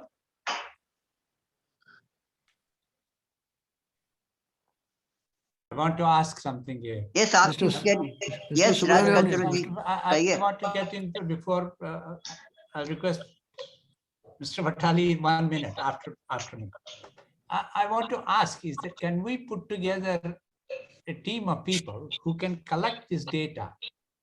Because whether we go with a single prayer or we go for a repeal, although I disagree, we should go for a repeal because strategically you make a prayer which has some chance of being heard. If we go into the court with the petition for a repeal, the chances of that being heard is very, very little. So it's a strategic decision. Any lawyer will tell you, bas utna hi mango jiska koi possibility hai. So that is why I suggested that we should go with the request for amendment. But even for an amendment, we have to demonstrate with umpteen number of cases that there is an evidence, there is a precedence, there is a tradition that these cases are not as clear cut. There's prima facie evidence, there is some evidence that this is these prosecution sanctions should have been given in these cases. Just because it is with the Home Ministry, then it makes it redundant. So I was saying that in this group, can we put together somebody from Kashmir, an activist group from Kashmir and from Northeast to put together the data together? Even Ameeben Yagnik, if she goes with a private member bill, that will also require data. If she goes into the petitions committee of the Rajya Sabha, that will also require data. We need RTI, because at least I know in Kashmir, the government of Jammu and Kashmir has made 50 applications. They must have made cases, even if they did not make cases, but they must be in their files. So it will need a bit of digging with the RTI to get that information, put it together, at least for the courts to admit it for hearing, for notice. So something substantial will have to be put together, even to get a notice on this kind of, because you know, the public opinion is very, very clear. Bhagwanji, I know, is a should I say something? Just 1 second, sir. The whole public thinks that it is terrorism, this, that, and the other. That's why AFSPA is there. So public opinion is controlled by television. Public is controlled by politicians. We have only two options, that is judiciary and the parliament. So we must try in these two places. My request is, can we put together a team of people, or at least something, to take it to the next step, rather than just finish with the conversation here today and that's it. Yeah, so I can bring in some experience if the moderator allows. Yeah, please. Yes. Okay. Yeah, thank you very much, Raj, for that very practical suggestion. But I just want to update you on where we are in this prosecution sanction today in Manipur. See, sir, we have filed this 1,528 cases of extrajudicial execution in the Supreme Court, and on the behest of the Supreme Court, an SIT was constituted, and those cases where compensation is already given to the victim, 39 of these cases are being investigated by the CBI. Some charge sheet has been filed, some, final report or closure report has been filed. But what is interesting is, in all the charge sheets where the military is involved, when the police is involved, the trials are going on now. But when all the military is involved, the central government has denied prosecution sanction in all the cases. 6 of them now were so far submitted, and there are a few which are not submitted. So the magistrate in Manipur, the chief judicial magistrate, does not know how to deal with this, because the charge sheet has been filed without the prosecution sanction. So there are two positions. One that we are pushing in the chief judicial magistrate is that, since this is already established as a fake encounter by evidence of the CBI, you don't need a prosecution sanction, because this is by definition an illegal act. An illegal act cannot be protected by law. An Armed Forces Special Powers Act being a law, it should not be covered. That argument, of course, the military is not buying, and the Defense Ministry is arguing that nothing can be done against this. So we have also argued saying that if tomorrow in the disturbed area, one Met Jawan comes out and shoots down everyone in the market, will he still be protected by the Armed Forces Special Powers Act? So it was quite dramatic in the court. But what is interesting is now the magistrate, chief judicial magistrate, had referred this. A reference had been sent to the High Court saying that he need advice from the High Court on how to proceed from this, because the matter has not been clearly resolved by the Supreme Court either. The High Court has been sitting on this for a long time. As usual, it's the usual time-buying technique that they are using. But eventually, we believe that either way, whether if it rules that you can proceed with the trial without the prosecution sanction and let the soldier defend himself, then most probably the soldiers, the military and the Defense Ministry would probably go to the High Court. And if it comes otherwise, we are preparing to take it to the Supreme Court. So this matter will definitely come up to the Supreme Court. When that we cannot say. It all depends on how quickly the High Court works. So that would be an opportunity to actually argue out this matter of prosecution sanction, to know what the Supreme Court's real position is. So far, they have been not being very explicit, sir. I think let me continue, sir. Let me continue, and then you please keep. I mean, this idea of going for a very specific prayer and a petition, we are open to it, and we are more than happy to share the CBI charge sheets which are available, which are still waiting for prosecution sanction from the central government, or where prosecution sanction has already been denied. That is one point. The other point that I would like to also raise is the issue of private member resolution. In fact, George Fernandez have also raised a private member resolution against Armed Forces Special Powers Act earlier. It will be useful for us to have a look at that. And I have an opportunity of when he was still in his good forms had the opportunity to discuss that matter. But his remark was quite interesting. He said the only time a private member resolution was actually passed in the parliament was when he moved this resolution on putting on top of the cigarette box that smoking is injurious to health. That's the only time that they ever pass a private member resolution in the parliament. So symbolically, of course, it is very important that the matter is kept alive. Questions to the parliament on prosecution sanction or a private member resolution for repeal is definitely good media publicity, and I think we activists can build upon to create public opinion, write articles around that as well. I think we have to try everything, leave no stone unturned, literally. And when it happens, it will happen. If it doesn't happen, we will continue to try. Thank you very much. Thank you. I also want to say, hello, Bhagwan ji here. Hello. We can hear you. We can hear you. You want to conclude? Yeah. Yes, Bhagwan ji bhai, boliye. Should I say something? A couple Yeah, of minutes please. more, because the time is already over. Yeah, but we will have to take another 20 minutes. बहुत brief में बात की है. As our Kachru has said that we have to coordinate with the judiciary and parliament and all that thing. I think he has tried with the parliament, and we go on trying with the judiciary as well as the administration, that is the executive. But we didn't get any result out of this. And Ameeben has rightly said that we have to involve the youth.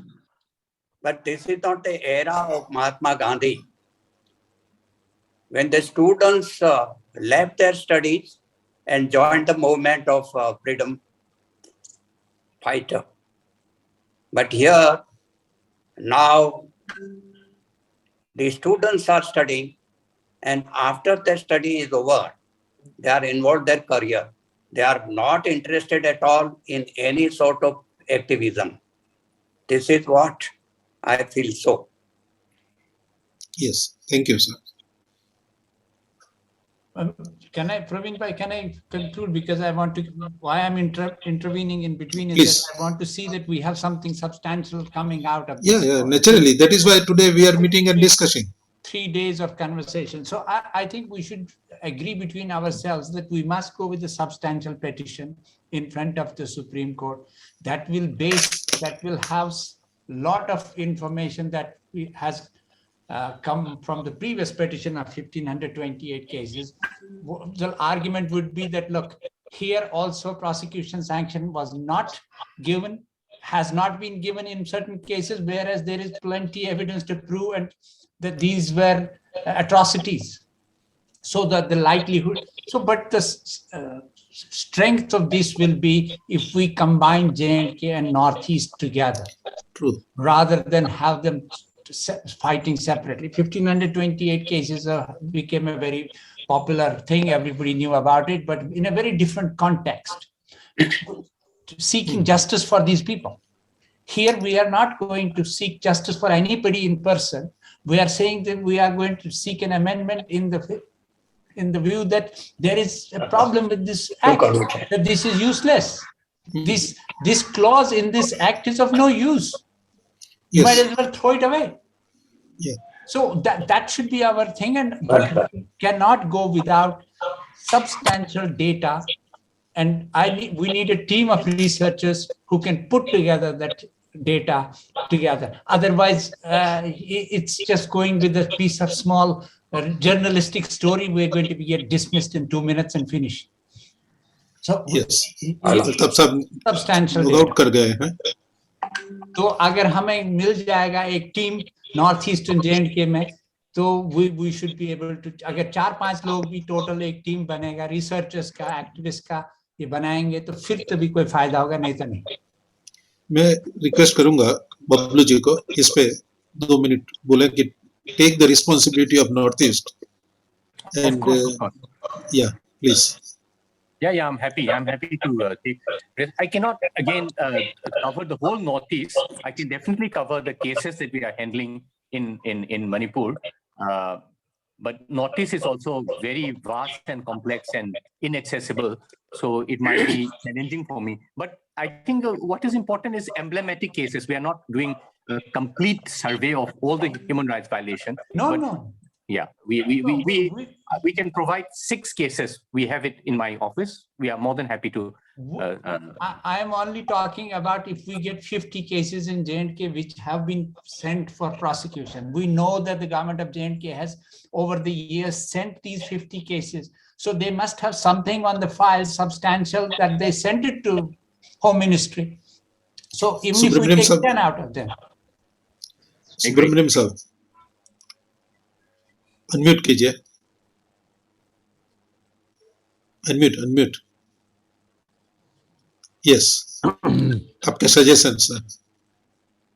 I have worked in the Home Ministry for 10 years during the 80s. My experience is the total attitude is very negative. And it's likely to be much more negative in the present government. Unlikely to be major changes. Even the Supreme Court is unwilling to intervene because, you know, Nandita Haksar, a famous human rights activist, she went to the Supreme Court with a case against the army, and the Supreme Court refused to intervene. And she wrote a book called The Judgment That Never Came. Yes. And the case, it's a famous book. So I doubt whether, you know, my study of the scenario, AFSPA scenario in the Northeast, I wrote a paper yesterday. I called it The Future of AFSPA. What is the future of AFSPA? Will it ever be removed from the statute book at all? My understanding is that there is a huge trust deficit between India and the Northeast.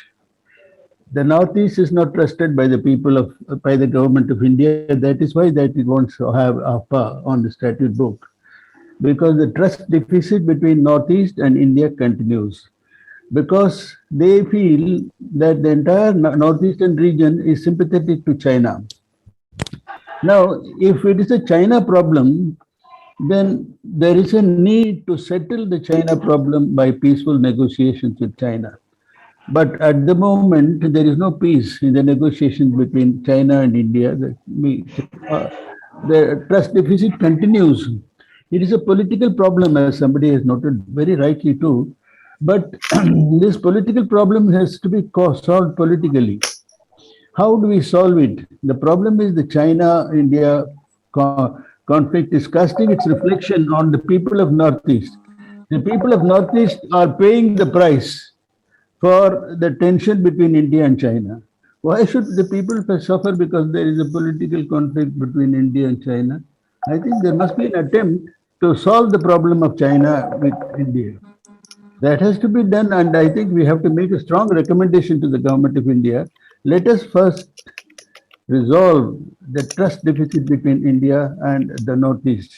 It has to be something like that has to be done first before we can go ahead. Even the Supreme Court is not willing to intervene. We have seen that repeatedly. The Supreme Court is not interested in scrapping the Armed Forces Special Powers Act.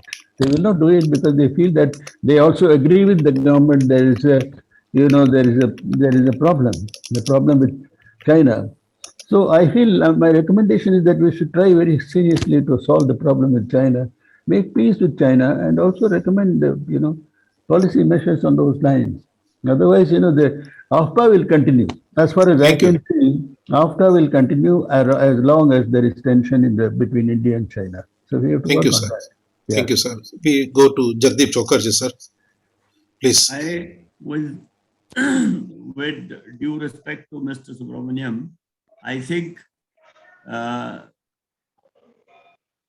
there is I don't know how many people would appreciate that. There is a Urdu couplet which says, हमने माना के तगाफुल न करोगे लेकिन आँख हो जाएंगे हम तुमको खबर हो रहे. By the time, in my personal opinion, of course, I'm not as informed as Mr. Subramaniam, the Indo-China problem is not between India and China. It is a geopolitical issue. So we cannot solve that. I am very clear. But we can certainly create some pressure, some conversation, some awareness. And therefore, I totally support Mr. Raj Kacharu's proposal. And I think Mr. Raj Kacharu and Mr. Bablu put together should be, taking the lead on this. And any of us, or at least as far as I am concerned, are willing to assist. I don't have the capacity to take the whole thing forward by myself, but I am more than happy to work with Mr. Kacharu and Mr. Bablu to take it forward. We must do something rather than just, if we make a recommendation to the government of India that solve the Indo-China problem. Look, I don't know. What will the government of India do? They won't do anything. We are not even diplomats, We are just kind of self-appointed activists. There is at the moment there is no hope. At the moment there is no hope of the solution of the Indo-China problem. Well, let us. The people of Northeast will suffer. The people of Northeast will continue to suffer. That's what I feel. Okay, that's all right. Then why make a recommendation which we know is not going to happen? That is true. I agree with you, but I agree with you that Kacharu and you should certainly, and Bablu should not me, Kacharu and Bablu. No, I agree with you. Double O at the end is very important. I know Bablu for the last more than 30 years. I worked in Manipur and I know him very well. My thinking is he is active. He knows the case. Let us jointly work on it and with Raj Kacharu. Kacharu is also right. I certainly continue to support you. But we must have a real framework, overall framework, and then we can proceed. I have May I request all the members here, all the personalities, rather not members, I am correct myself, to be associated in a framework as suggested by Subramanian ji and Jagdeep Chhokar ji's guidance in a group where we can work together, sharing the responsibilities. Chhokar sir. I agree with Mr. Chhokar, I know him. No, let ADR also join us. Let Subramanian join. Let Watali join. ADR is a different category. I am here in my personal. Yes, you can also join. Let us individually ADR also we can collect. Get into it. I am quite clear. ADR has got its own agenda and it is working. No problem, sir. Yourself, you are yourself an institution. No. Let's forget that. But I will be more than happy to join. Yes, sir. And I request all, if they can give their consent to be, yes, Colonel Anil Lalji has also given his consent. What about Watali, sir? Because there is hardly anything I can do. Because what is happening is that you are discussing this whole thing and I am only participating because it helps in awareness of public opinion. That part you can do. Research work, some ground realities which you have experienced. No, research work can be done by a young man who can be helped by us. We will help him. Yes. But he has to go around, he has to go collect the data. And I have got a lot of data to give him, not that we'll shy away. Yeah. But somebody energetic, not an old man like me. No. We need you as an umbrella. Yes, umbrella. Yeah. I will provide you the material. I will provide you what all happened, intricate details. I will yes, give sir. But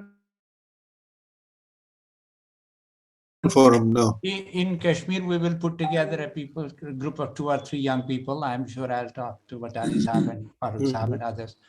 And also in Northeast, if Advocate Bablu will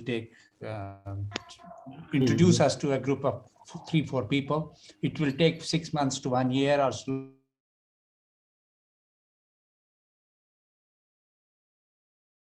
To do that.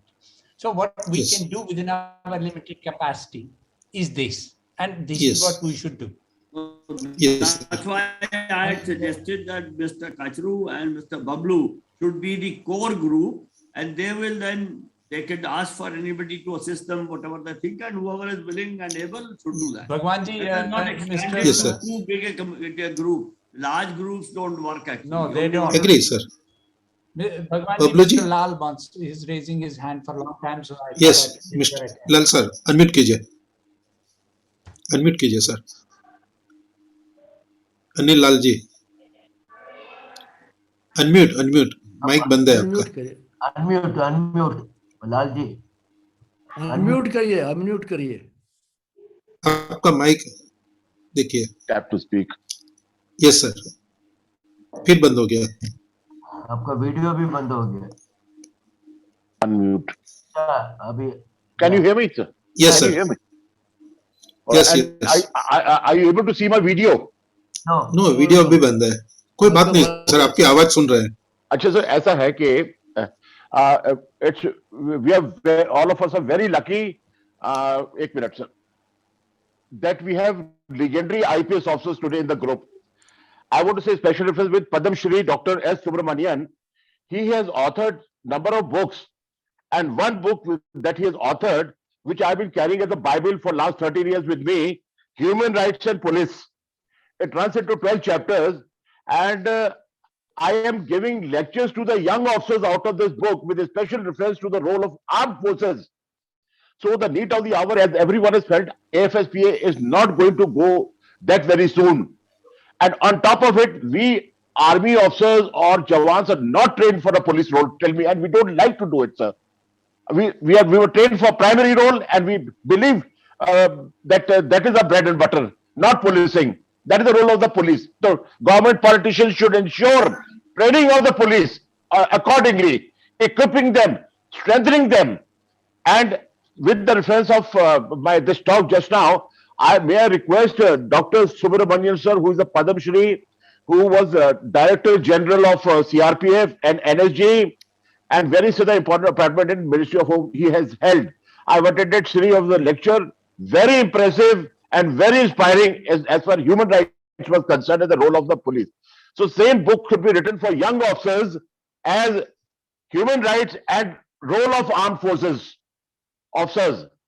So that will go handy, and the younger generation is very sincere, and if they know we can't get out of it, we have to accept the policing role.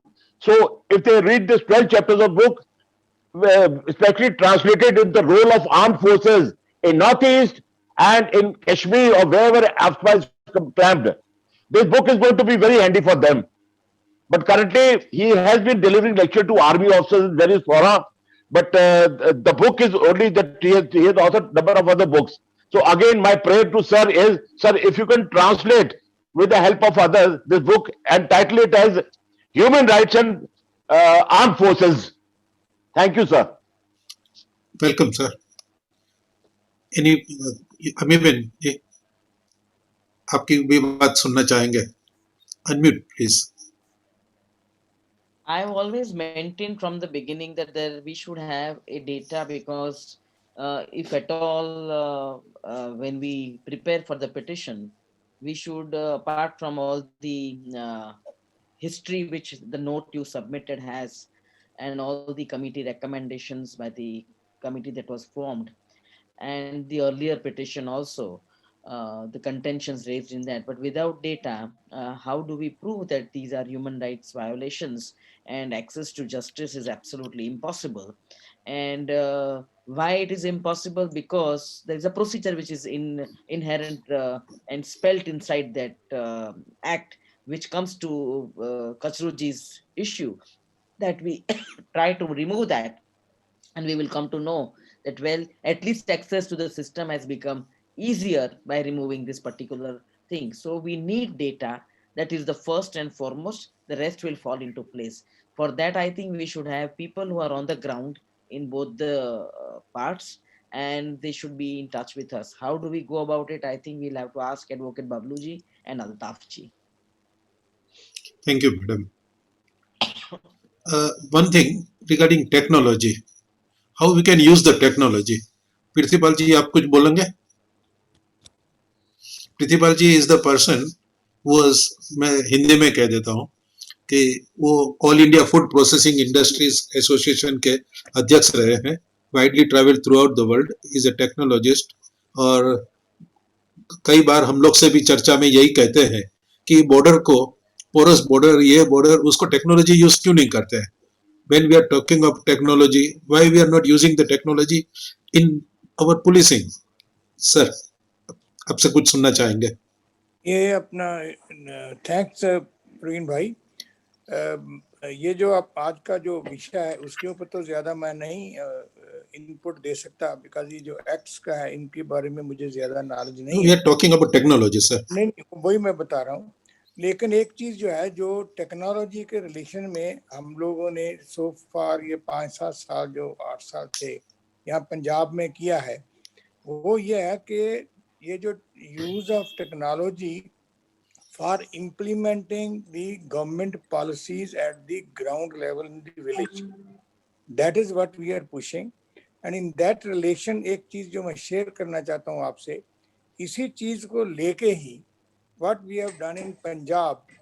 Punjab में इस time is the first time in the history of India that about 110 retired IAS chief secretaries, IPS, DGP level, and the army officers and the intellectuals, they have got together in one group, which is known as well-wisher group.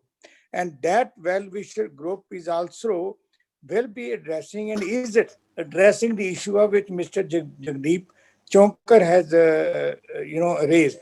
Keeping that in mind, and the farmers' agitation recently happened, brought this issue on the surface that the technology has really strengthened and made that farmers' agitation successful. Similarly, we can use the technology, making the backup IT structure and empower the villages at the lowest level, and also getting the all policies implemented. So that is why, sorry. Please continue. So that is why the Parveen Bhai, that the other issue was that what we jointly made was the bottom-up democracy. That bottom-up democracy, but the core point was using the technology, and rather than top-down, we start bottom-up. And in that process, the Punjab, all IAS retired chief secretaries, they are now making videos on each act, and which we are sharing. And day by day, every day, this is now presently the election is going on. Every minute we are getting all the philosophy, what is happening in the who's candidate, who's shifted the candidate, and why is done it. The public opinion is getting built. So this is the first time in Punjab, the retired bureaucrats, honest, mind you, all honest bureaucrats who could not perform at that time, they got together. And this is a very, very strong, and fortunately, I am an admin of that group. So the usage of technology, cleaning the politics, and also safeguarding our borders. And for that reason, I sometimes get a lot of education from my relation who was retired as a major general who operated in Kashmir border for some years as a CEO. And he has been also, teaching me that this is with technology use, we are becoming very, very, very, we are strengthening ourselves. I don't think I will take more time. So usage of technology need to be kept in mind. And then for all our issues, cleaning the politics, cleaning the, now we are getting all the information of, in live law, whatever happening in Supreme Courts. And already our forum is acting on this virtual courts. So enforcing technology, keeping it in focus. Whereas the old psyche is getting together, blocking the roads and all that, that is now, I would say that in my opinion, it's all old. Public opinion now can be built through technology. Thank you, sir. I don't think I can say more than that. Thank you. Anybody wants last comments? This template should be fitted in every state. It's a very exemplary template suggested by Sabha, and every state should have such kind of groups. Yes, sir. Yeah, that's what I'm trying to coax them to make it, and that through Praveen Bhai, we have now taken this Gram Sabha agenda to the national level. and there Good, the sir. all retired IAS officers are joining in that. Retired IAS officers are joining. I mean, we That have is very successfully Tamil Nadu. running. Yes. Excellent. And the other which we are trying is youth chetana, जिसको कहते हैं युवा चेतना. Yeah, that we are starting on next week. That is अब शनिवार, अगले शनिवार से start हो रहा है. वो स्टेट टू स्टेट एक एक चैप्टर बनाएंगे to enlighten the youth what are your rights and where these rights are going. Anyway, हम लोग अब कंक्लूड करेंगे. किसी का कोई लास्ट रिमार्क्स हो, कुछ भी हो.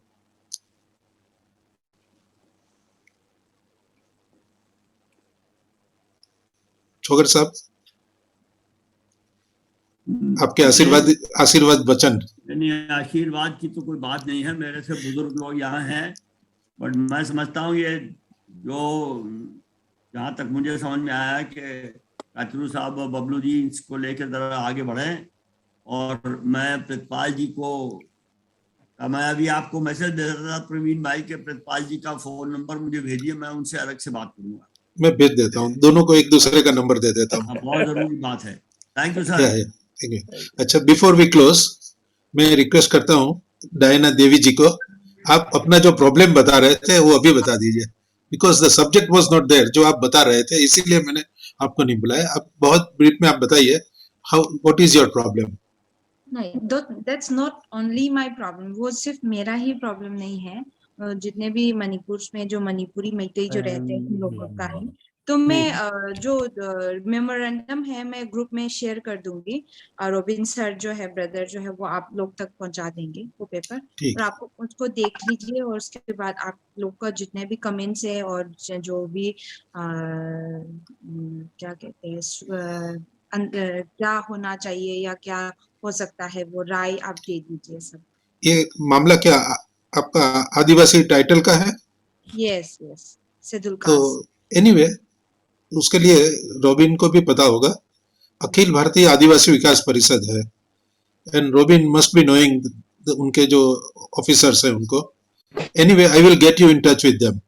Thank you so much for. या, ओके, थैंक यू. या, थैंक यू. अश्विन भाई. Yes sir. हर राज्य गजट नोटिफिकेशन निकालता है इसके बारे में. आई एम श्योर मणिपुर में भी होगा. नहीं, बहुत सारे प्रॉब्लम है कि मैं पहले आदिवासी संस्था में काम कर रहा था. उस टाइम मैंने देखा है कि लोगों को किस प्रकार प्रताड़ित किया जाता है. जी करिया साहब. अश्विन भाई. आज जी बताइए. हाँ बताइए प्रवीण जी. हाँ, बस आप कंक्लूड करना है before you hand over to Venkat, यदि आपको कुछ कहना है तो. हाँ, बस काफी हमने ये समझा है कि वेबिनार की ये यूजफुलनेस क्या है, क्योंकि डिस्कशन से हम किसी न किसी ढंग हल निकाल सकते हैं. और इसलिए हमने सोचा है कि इसका एक्शन प्लान क्या होना चाहिए. ये सिर्फ हम गवर्नमेंट को ये पिटीशन दे के बैठ तो नहीं पाएंगे, हम पब्लिक ओपिनियन भी क्रिएट करेंगे, और इसके जरिए हम गवर्नमेंट पे कुछ न कुछ प्रकार का हम दबाव डाल सकेंगे. और आज नहीं तो कल परसों गवर्नमेंट को झुकना ही पड़ेगा. तो इस हिसाब से हम आगे बढ़ना चाहते हैं, और हम ये समझते हैं कि आप सब लोगों ने जो हमको कंट्रीब्यूशन दिया है, इनपुट्स दिया है, इसलिए हम आपका बहुत धन्यवाद प्रकट करते हैं. इसके लिए तो हमारे वेंकट रामन जी है ही. तो हम सब ये अपनी लड़ाई जारी रखेंगे with a spirit and will to continue it till we reach a logical end. So Venkat Raman ji, आप सबका, वेंकट के पहले शिवानंद भाई है. थैंक्स. जरा एक मिनट. या शिवानंद भाई. अच्छा, शिवानंद जी क्या कहना चाहते हैं? शिवानंद जी का भी धन्यवाद, तो बाद में पहले उनको कुछ कहना है क्या? नहीं, ठीक है, धन्यवाद ही देना बेहतर रहेगा. और आप अपना वीडियो ऑन कीजिए ना. हाँ, थोड़ा सा यहाँ पे अंधेरा है और काफी ठंड का अच्छा. था. शिवानंद भाई का मैं थोड़ा परिचय दे देता हूँ कि he is an IITian और he has traveled in many countries और he is committed for this cause. RTI ये तो RTI रिवोल्यूशनरी ग्रुप चलाते हैं, और पुलिस के सपोर्ट के लिए भी जरूरत है इनको. तो मैं अमीबेन से भी रिक्वेस्ट करूंगा कि आप भी चीफ मिनिस्टर को चिट्ठी लिखिए कि he needs police support. Protection, not support rather. मैं भी लिखूंगा, हम और भी लोग लिखेंगे। You are not alone. धन्यवाद कुछ कहेंगे? प्रवीण जी, बस कहने के लिए कुछ शेष नहीं बचा है। इतने महत्वपूर्ण व्यक्तियों को सुनने के बाद हमें कहने के लिए कुछ बचता नहीं है। पर जो इश्यूज हैं, अपन 3 मीटिंग में 3 पार्टिसिपेट हुए आप लोगों के साथ में, और नॉर्थ ईस्ट का मामला देखा, जम्मू कश्मीर का देखा, और इससे काफी हालांकि इसमें आदमी रिसर्च नहीं कर रहा था, लेकिन आप लोगों जैसे विशेष रिसर्चर जो इसमें सम्मिलित हुए उन सबकी जो बातें सुनी, और जो डेटा हमारे पास इस तरह से आए आप लोगों के माध्यम से और गणमान्य महत्वपूर्ण व्यक्तियों के माध्यम से, वो पता चलता है कि ये काफ़ी गंभीर इशू है। और हमारा ये मानना है कि देखिए, पहले भी हमने इसमें कंसर्न जाहिर किया था कि ये जो मुद्दा है सीधे बॉर्डर से जुड़ा हुआ है, और चाहे आप नॉर्थ ईस्ट की बात करिए या इधर जम्मू कश्मीर की बात करिए, तो जहाँ पाकिस्तान और चाइना सीधे इन्वॉल्व रहते हैं, वहाँ पे जो सरकार है, भारत सरकार इतना आसानी से तो ये करने वाली नहीं है, और यहाँ पूरे डिस्कशन से भी ये बात समझ में आती है। और हमें ये लगता है कि पब्लिक प्रेशर और इस तरह से जो एक तरह से प्रेशर बनाने का जो अपनी प्रक्रिया है, जो आप सबने चर्चा की, तो ये किया जा सकता है। PIL दायर की जा सकती है, फैक्चुअल एविडेंसेस पहले हमारे पास आने चाहिए, जिस तरह से आप सबने कहा कि डेटाज हमारे पास होने चाहिए कि कहाँ ह्यूमन राइट्स वायलेशन के कितने मामले हैं, और उसके आधार पर ले जाया जा सकता है सुप्रीम कोर्ट में और तमाम। लेकिन सुप्रीम कोर्ट भी इस पर कुछ नहीं करेगी ऐसा हमें महसूस होता है, क्योंकि बहुत सारे पेंडिंग केसेस हैं, और जहाँ नेशनल सिक्योरिटी का मामला आता है तो इतना आसान नहीं होता है कि मतलब कोर्ट इसमें सीधे हस्तक्षेप करे। अंत में वो घुमा फिरा करके ही कह देगी कि भारत सरकार और ये यही देखें और इसका समाधान वहीं से हो। पर फिर भी हम लोग शांत तो नहीं बैठ सकते और प्रयास करते रहना चाहिए। और ये पीड़ा जो नॉर्थ ईस्ट वालों की है या जम्मू एंड कश्मीर के लोगों की है, उस पीड़ा को समझना बेहद आवश्यक है, क्योंकि वो लोग जो उसके मतलब सीधे उनके ऊपर जो वायलेशन का जो इफेक्ट हो रहा है ह्यूमन राइट्स का, वो पीड़ा वही समझ सकते हैं। वो बाकी देश के कोनों में बैठे हुए लोग, हम लोग उस चीज़ को शायद उस तरह से न डील कर मतलब न फील कर पाएँ। लेकिन सही है, उनके साथ बहुत गड़बड़ हो रहा है, निरंतर हो रहा है। और आर्म्ड फोर्सेस की जो बात आती है तो उनका तो बस एक ही मोटो होता है, वो तो देखिए गन उनके हाथ में आपने पकड़ा दिया है तो उनको तो वही करना है। वो तो ये नहीं देखेंगे कि मतलब जैसे पुलिस की बात आती है, यदि आप पुलिस CRPF इनको सब इन्वॉल्व कर देते हैं, स्टेट पुलिस को, तो उनमें थोड़ा सा ह्यूमैनिटी और वो सारी, ये नहीं कहते कि इनह्यूमन होते हैं हमारे आर्म्ड फोर्सेस वाले, लेकिन उनका रोल ही ऐसा है कुल मिलाकर के। तो वही बात है कि उनको आप देश के अंदर के लड़ाई जो बॉर्डर पे लड़ने वाले दूसरे लोगों को जिनको वो दुश्मन मानते हैं, उनसे लड़ने वाले जो हमारी फोर्सेस है, उनको देश में यदि आप तैनात कर देंगे तो वो क्या होगा? वो सीधी सी बात है, वो जो एटीट्यूड उनका मेंटल एटीट्यूड बना हुआ है वो यहाँ भी रहेगा। तो वो दिक्कत है, वो उनके पेशे की दिक्कत है। तो इसको सरकार को समझना पड़ेगा। और जो बुद्धिजीवी वर्ग आप लोगों जैसे सब काम कर रहे हैं, तो कहीं ना कहीं ये प्रेशर मतलब वो करना पड़ेगा। और हमारे ख्याल से ये नॉर्थ ईस्ट और आपके जम्मू कश्मीर के लोग हैं, जो अच्छे लोग इस तरह से काम कर रहे हैं ह्यूमन राइट्स प्रोटेक्शन के लिए, और इस तरह से उनको और आगे आकर के कहीं ना कहीं और विश्वास में लेना पड़ेगा सरकार को। और वहाँ के जो कुछ ऐसे ग्रुप्स हैं जो मतलब उन देश मतलब नॉर्थ ईस्ट और जम्मू एंड कश्मीर के जो एंटी नेशनल टाइप के हैं, तो उनको भी अब इस बात को समझना पड़ेगा कि कोई देश अपनी इंटीग्रिटी को नहीं छोड़ सकता है, सीधी सी बात है। तो चाहे हम कितना भी कुछ भी बात करें, लेकिन वो चीज़ आ जाती है। देखिए, वो सीधी सी बात है कि एक देश है, वो नहीं चाहेगा कि हमारा कोई स्टेट हमसे अलग हो जाए या लोग इस तरह से हो जाए, हमारे नेशनल सिक्योरिटी के लिए खतरा हो जाए। तो उन लोगों को भी इस चीज़ को समझना पड़ेगा। और अब कहीं ना कहीं उनको देश के अंदर रह करके अपनी संस्कृति के साथ में, वैसे ही हमारे इतने सारे प्रदेश हैं और हर प्रदेश की अपनी अलग भाषा है, संस्कृत है, सारी चीजें हैं। तो जब हम बैठते हैं तो हमें बड़ा अच्छा लगता है कि इस तरह से हम लोग अलग अलग तरह से इस तरह से, तो वो लोगों को भी चाहिए होगा कि मतलब जो सब नहीं, लेकिन वो जो सेपरेटिस्ट टाइप के हैं, उनको भी ये भी समझना पड़ेगा कि इतना जल्दी इंडिया इनको छोड़ेगा नहीं, और कहीं ना कहीं उनको जुड़ना पड़ेगा, वो सब छोड़ना पड़ेगा, विश्वास में लेना पड़ेगा। भारत सरकार उनको विश्वास में ले और वो भारत सरकार को विश्वास में ले, और इस तरह से ही प्रक्रिया प्रारंभ की जाएगी हमारे ख्याल से। यही इसमें कहना है। बहुत गंभीर मुद्दे हैं, बहुत बड़े इशू हैं, और हम लोग तो बिल्कुल इसको सीखने वाले हैं, हम ये कह सकते हैं। बहुत कुछ आप लोगों से सीखने को मिला। बहुत बहुत धन्यवाद। Thank you. कुछ कहेंगे? मुझे सिर्फ I want to ask mister Subramaniam, why did he forget Kashmir? He talked about North East. He didn't talk about Kashmir. He's an शिकायत expert है on both. सुब्रमण्यम साहब, आप कोर्ट में आ गए, कटघरे में खड़े हैं. No, I have great admiration for Mr. Watali, and I apologize that if I had not mentioned Jammu and Kashmir, because I thought we were talking mainly about Northeast. So that's my only simple statement is that I have absolutely 100% I support Jammu and Kashmir. That I know. That I know. Yeah. ठीक है. और शिवानंद भाई ने जो कहा वो लाल साहब ने कहा ही है कि हमें पुलिस का काम करना बहुत असहज लगता है. We are facing difficult. ये तो खुद आर्मी भी बोल रही है और जनता भी बोल रही है. Anyway, let us close this thing. Next क्या किया जाए? What could be the next? Webinar का या मीटिंग का क्या किया जाए? सजेशंस? सर, एक चीज कहना कि अभी भी बहुत सारे क्रांति के क्षेत्र हैं भारतवर्ष के विकास में या सामाजिक उत्थान में. आप कोई ना कोई नए सब्जेक्ट विषय सोचते रहिए, जिससे वो तो चलते रहता है सर हम लोग का. नव चेतना. अभी युवा पीढ़ी आपने पकड़ी है, बहुत ही अत्यंत ही बढ़िया विषय है sir.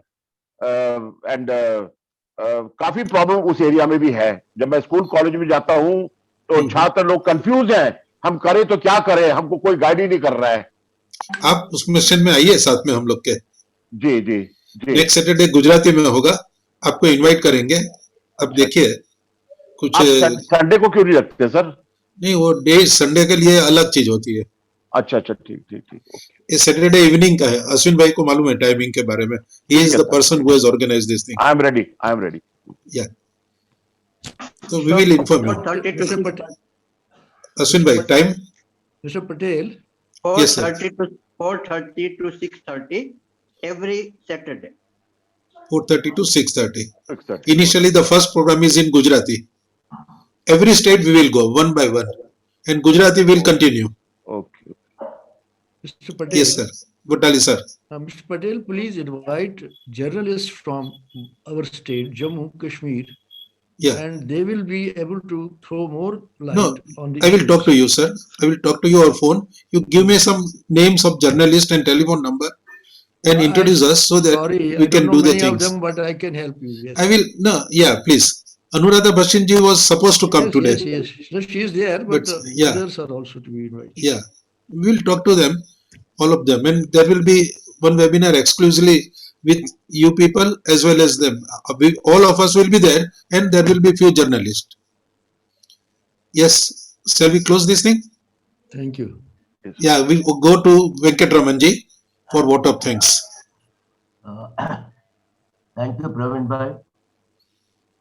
What an interesting webinar we had today. I am a total novice amongst this galaxy of intellectuals, but I learned a lot. What we see is a total lack of political will to resolve the issue. I heard people saying about colonial rule and colony and other thing and all. But today, what is happening in the colony, Britain? The latest thing is the British Prime Minister Boris Johnson, just for hosting a tea party in his garden during the COVID time, there is a movement to remove him from office. Can we ever hope such thing happening in this country? And on the contrary, the reality is the more atrocities you do, the chances of getting the party ticket is more, and the chances of getting elected is more. And the reality is a small battle won in one corner of the country is used as a slogan to win a massive election, what we have seen recently. So any skirmishes is used by politicians for their own political electoral advantage. The people never ever mattered to them. A thought came to my mind, if we are every time last 63 years, this act, AFSPA, has been not repealed, there is no talk about it. I think the least we can hope or we can pray is at least the government make the AFSPA more accountable. The accountability to independent jury, this thing, at least that will eliminate the killing of the local people. I think that more accountability and plus also punishable At least these small provision, I think this is the least we can hope from this government. And if that is done, I think the extremities, what we see and hear on a daily basis, can be reduced by half. If the accountability is created, if the punishable this thing, if it is in excess, and the independent jury, totally independent jury, if it is appointed, at least the fear of answering to the jury will reduce this menace a lot. That is my personal submission. Whenever the Northeast is discussed in the last 60 years, what we come across is two women to the prominence, and both from Manipur, Iram Chanu Sharmila and Tangjam Manorama. These two women have been quoted often in all the issues. And it's a matter of coincidence. Even today, in our galaxy of 17, 18 people, again we have two prominent women with us. Ameeben Yagnik and Diana Devi. I think with these two women in our forum, I think we can have hope that something positive will come because more women to be associated, the message gets propagated much faster than a man being victimized. And thank you, Ameeben ji. She has a driving force in all our webinars. Past 2 years, Ameeben Yagnik never ever said no to any of our requests. And she was always forthcoming. She always participated with an open mind. And she has been a big pillar in our organization. Thank you, Ameeben, for being with us. And despite your very, very busy schedule and staying with us till late 7:30 beyond. And thank you very much. I also compliment Diana Devi, though being so young, still actively involved and want to do something. I think with these two women as a part of our group, the chances of hoping some victory is very good. And today, more importantly, we are extremely grateful to Subramaniam. Subramaniam, we had a long chat a couple of days back and yesterday also. And despite his age, 82 years, he has been so active, so this thing, and so well he candidly portrayed. And we also heard Anil Lall praising and about his book and other thing, which is a Bible for the human rights activist. I think we are really fortunate that Subramaniam, despite his age, despite everything, and he has been this thing, and with a person like Anil Subramaniam and also Watali. Watali is we heard him in the past webinar. He was a direct victim which made the Jammu and Kashmir Act being passed. In 88, 89, his house was invaded and all those things, what he expressed. And Batali, a close friend of Kathruji and a family friend, we are fortunate to have him with us. Thank you so much, IPS, the two retired IPS officers, Watali and Subramaniam, for your contribution. And basically, the very fact that you are present today, the way you acted, I think you will be the greatest inspiration for all the youth and for the future generation to come. And I owe a big thanks to Bablu. Bablu, in the first webinar, he had a flight to catch, yet till the last minute, till boarding, he participated in the webinar. Today we heard him putting across various arguments, his PIL in the Supreme Court and other thing. With a lawyer like Bablu, he is not only a lawyer, but also an activist, and he has got wide experience. Bablu and Dr. Robin, this thing and all, I think that the day is not far off. The AFSPA will be drastic, if not repealed. I hope it is repealed. If not repealed, at least we can pray for massive dilution of the act. That itself is a big achievement. And lastly, I would like to thank Ashwin Karia. He has already made a draft resolution. It is very candid. I think we should add furthermore. It should be circulated amongst all. It can be amended and the final draft resolution can be forwarded to Ameeben for taking up in the parliament. And before I conclude, I wish to thank Raj Kachuruji. He himself, being by Jammu and Kashmir, he has witnessed enough of this human rights activity because he was a professor in Ireland too. Ireland is a country where we have massive human rights violations. So he was a witness in Ireland as well as Jammu and Kashmir. So we are fortunate to have him with us. He is the president of our federation, and also we are grateful to Shivanand for hosting this webinar today. The link we are using Shivanand, and lastly Pritipal Singh for massive work that he has been doing in his area about the digital technology, how much it can help. Pritipal Singh also does a yeoman service for the farmers and for Gram Sabha. He has done wonders. And again, Pritipal Singh ji, thank you so much. And lastly, I cannot forget the main man, the brain, and the key man. Without him, today you and I can never hope to be present here. This man is none other than Praveen Patel. You all will agree with me, join me in thanking Praveen Patel. He is the one person who is making all this webinar possible. And I know that, and every time he consults me and other thing, but I virtually eat it up, but he sees to it that it is impeccably managed. Not only that, a banner, right banner coming out and the timing adhered to, and he is an all-rounder. He is not only a speaker, a moderator, a organizer, and more importantly, he's a great administrator. Thank you, Praveen, and I look forward to greater things from my side as a trustee of Forum for Justice. Anytime I am with you. I am totally committed to you, and believe me, before these webinars happening, I was a novice. I did not know anything about the harsh act that has been between us. So this, then after those webinars, I talked to 10, 15 of my friends. Couple of them are bank managers, couple of them industries, and because I was also running industries, that's why I know, but believe me, not a single one was aware of this act. So this goes to say that I think we must make a movement in making other states. Unfortunately, we as Indians, we say Indian only in the passport.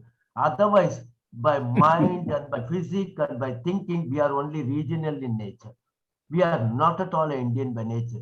I think that the time has come. Everyone has to think as one, as India. And this message of what is the atrocities happening in Manipur, Northeast, and also Jammu Kashmir, if this is not brought to the limelight of the common man, I am sure 90% of the common man is not be aware at all about such act. If this is not brought to their notice, I won't be surprised in the days to come. The AFSPA will be introduced in other states too, and we will be a silent spectator. And hope that doesn't happen. Hope the present laws are repealed. Hope that at least a dilution of the law happens. This is the smallest hope that I can hope for, with person like Ameeben amidst us, with person like Subramaniam amidst us, Watali amidst us, Anil, Lall, Bablu, and activists like Dr. Robin and others. And I'm sure a right positive step we are taken today, and we will stop not till the goal is reached. And thank you very much. I folded hands. Thank you all for being present so late. On behalf of all the organizations, I thank Subramaniam, Ameeben, Bablu, Watali, and Diana. Though she is so young, she participated. Thank you all. Thank you very much.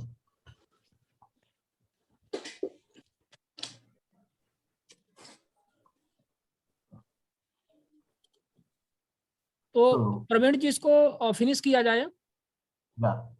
Yeah. Praveen bhai, send the minutes of the meeting to all the members. A gist of today's meeting to today. Who all spoke what? Yeah, just a small gist you can prepare and circulate amongst all the members. And if possible, circulate even the mobile number and the phone email ID, so that each of these experts can interact amongst themselves. I want more and more people to contact Subramaniam. because he is an authority. He is a man of wisdom and a man of this thing. I think we should take advantage and take this thing. And believe me, he was so forthcoming. I just called him up. Within 2 minutes, he sent me the article that he wrote in WhatsApp. It took me 10 minutes to open the WhatsApp, but within 2 minutes he sent it. And I was so floored and flabbergasted and impressed the way he has acted on it. And we are fortunate. Yeah, Shivanand ji, you can conclude. Praveen जी, इसमें एक request हमारा ये भी था कि माननीय Subramaniam sir और माननीय अनिल लाल सर हमारे बीच में हैं, तो हम भविष्य में एक कार्यक्रम सोच रहे थे जिसमें पुलिस रिफॉर्म को लेकर के इस तरह से कुछ कार्यक्रम किया जाए जिसमें आप लोग साझा आपने AFSPA का ही लीजिए ना, arm force special power act के पर ही लीजिए। नहीं, लेकिन उसको हमारा जो वो रहता है ग्रुप रहता है, उनमें सूचना आयुक्तों का कुछ एक्टिंग सूचना आयुक्त हैं और ऐसे लोग हैं, तो वो शायद उसमें कंट्रोवर्शियल टाइप का समझ करके। कंट्रोवर्सी नहीं है, ये प्रॉब्लम यही है कि लोग इसको कश्मीर की बात कर रहे हैं तो लोग सोचते हैं कि सब ये सारे देशद्रोह की बात कर रहे हैं, ये उल्टा है। शिवानंद, आप पुलिस का विषय में ले रहे हैं तो I would also request you to take YP Singh. He is totally frank and open. He doesn't mix words. The way he comes out openly against the establishment. नहीं, अभी देखिए वो जो सुब्रमण्यम साहब हैं, वटाली साहब हैं, आप इन दोनों को लेके शुरुआत कीजिए।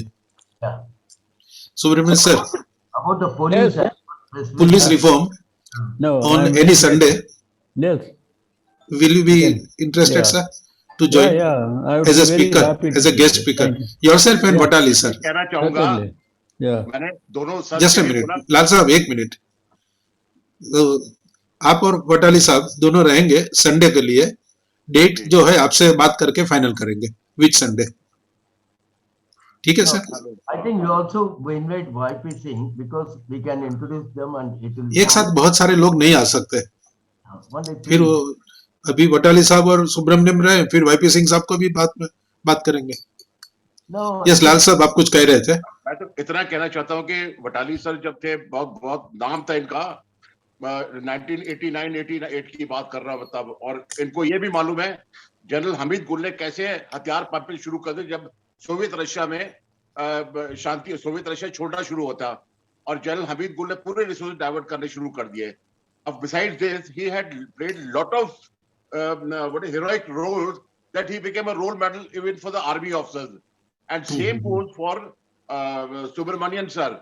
He was role model for many of the army officers in the contemporary period when he was in home ministry. Yes sir.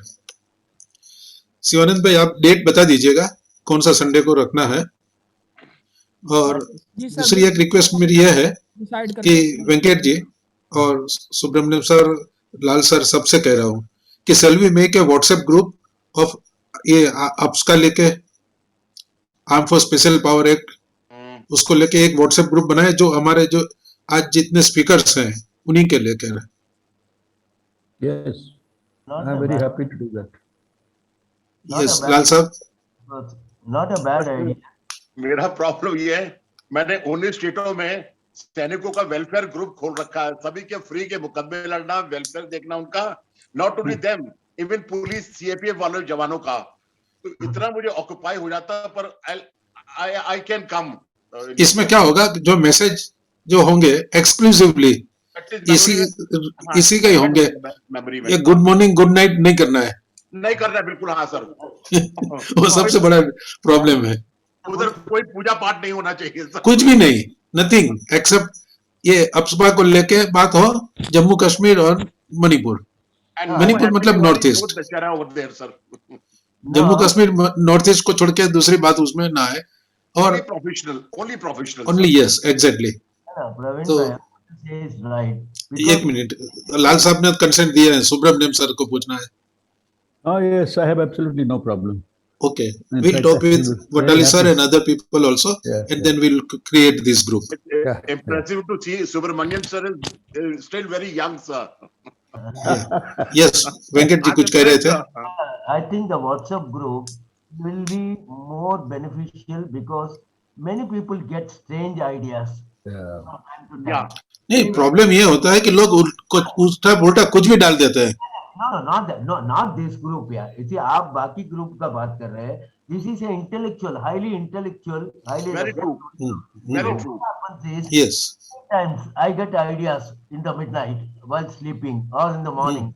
So what happens is, whatever comes to your mind, just send a small 2-line this thing. So that will act more like a think tank. And Okay. I think Yes. that's a good idea. या शिवानंद भाई कुछ कहना है date के बारे में? Group के बारे में सर? नो आपकी डेट के लिए, पुलिस रिफॉर्म के लिए सुब्रमण्यम साहब को कब बुलाना है? सर मैं आपके माध्यम से माननीय को अवगत कराऊंगा. अभी उसको अपन प्लान बना लेते हैं, पहले स्केच कर लेते हैं. संडे को होगा, जब भी होगा सर, ये संडे को होगा. हाँ. 11 to 1 मतलब 11 तो बजे. उनसे हम पूछ लेंगे कौन से संडे को खाली है, उसी हिसाब से आप अपना प्रोग्राम करिए. जी. Okay, thank you. चलिए ठीक है सर, बहुत बहुत धन्यवाद आप सभी साथियों को. नमस्ते. Thank you very much. नमस्ते सुब्रमण्यम जी, नमस्ते लाल साहब, एंड बाय रॉबिन जी.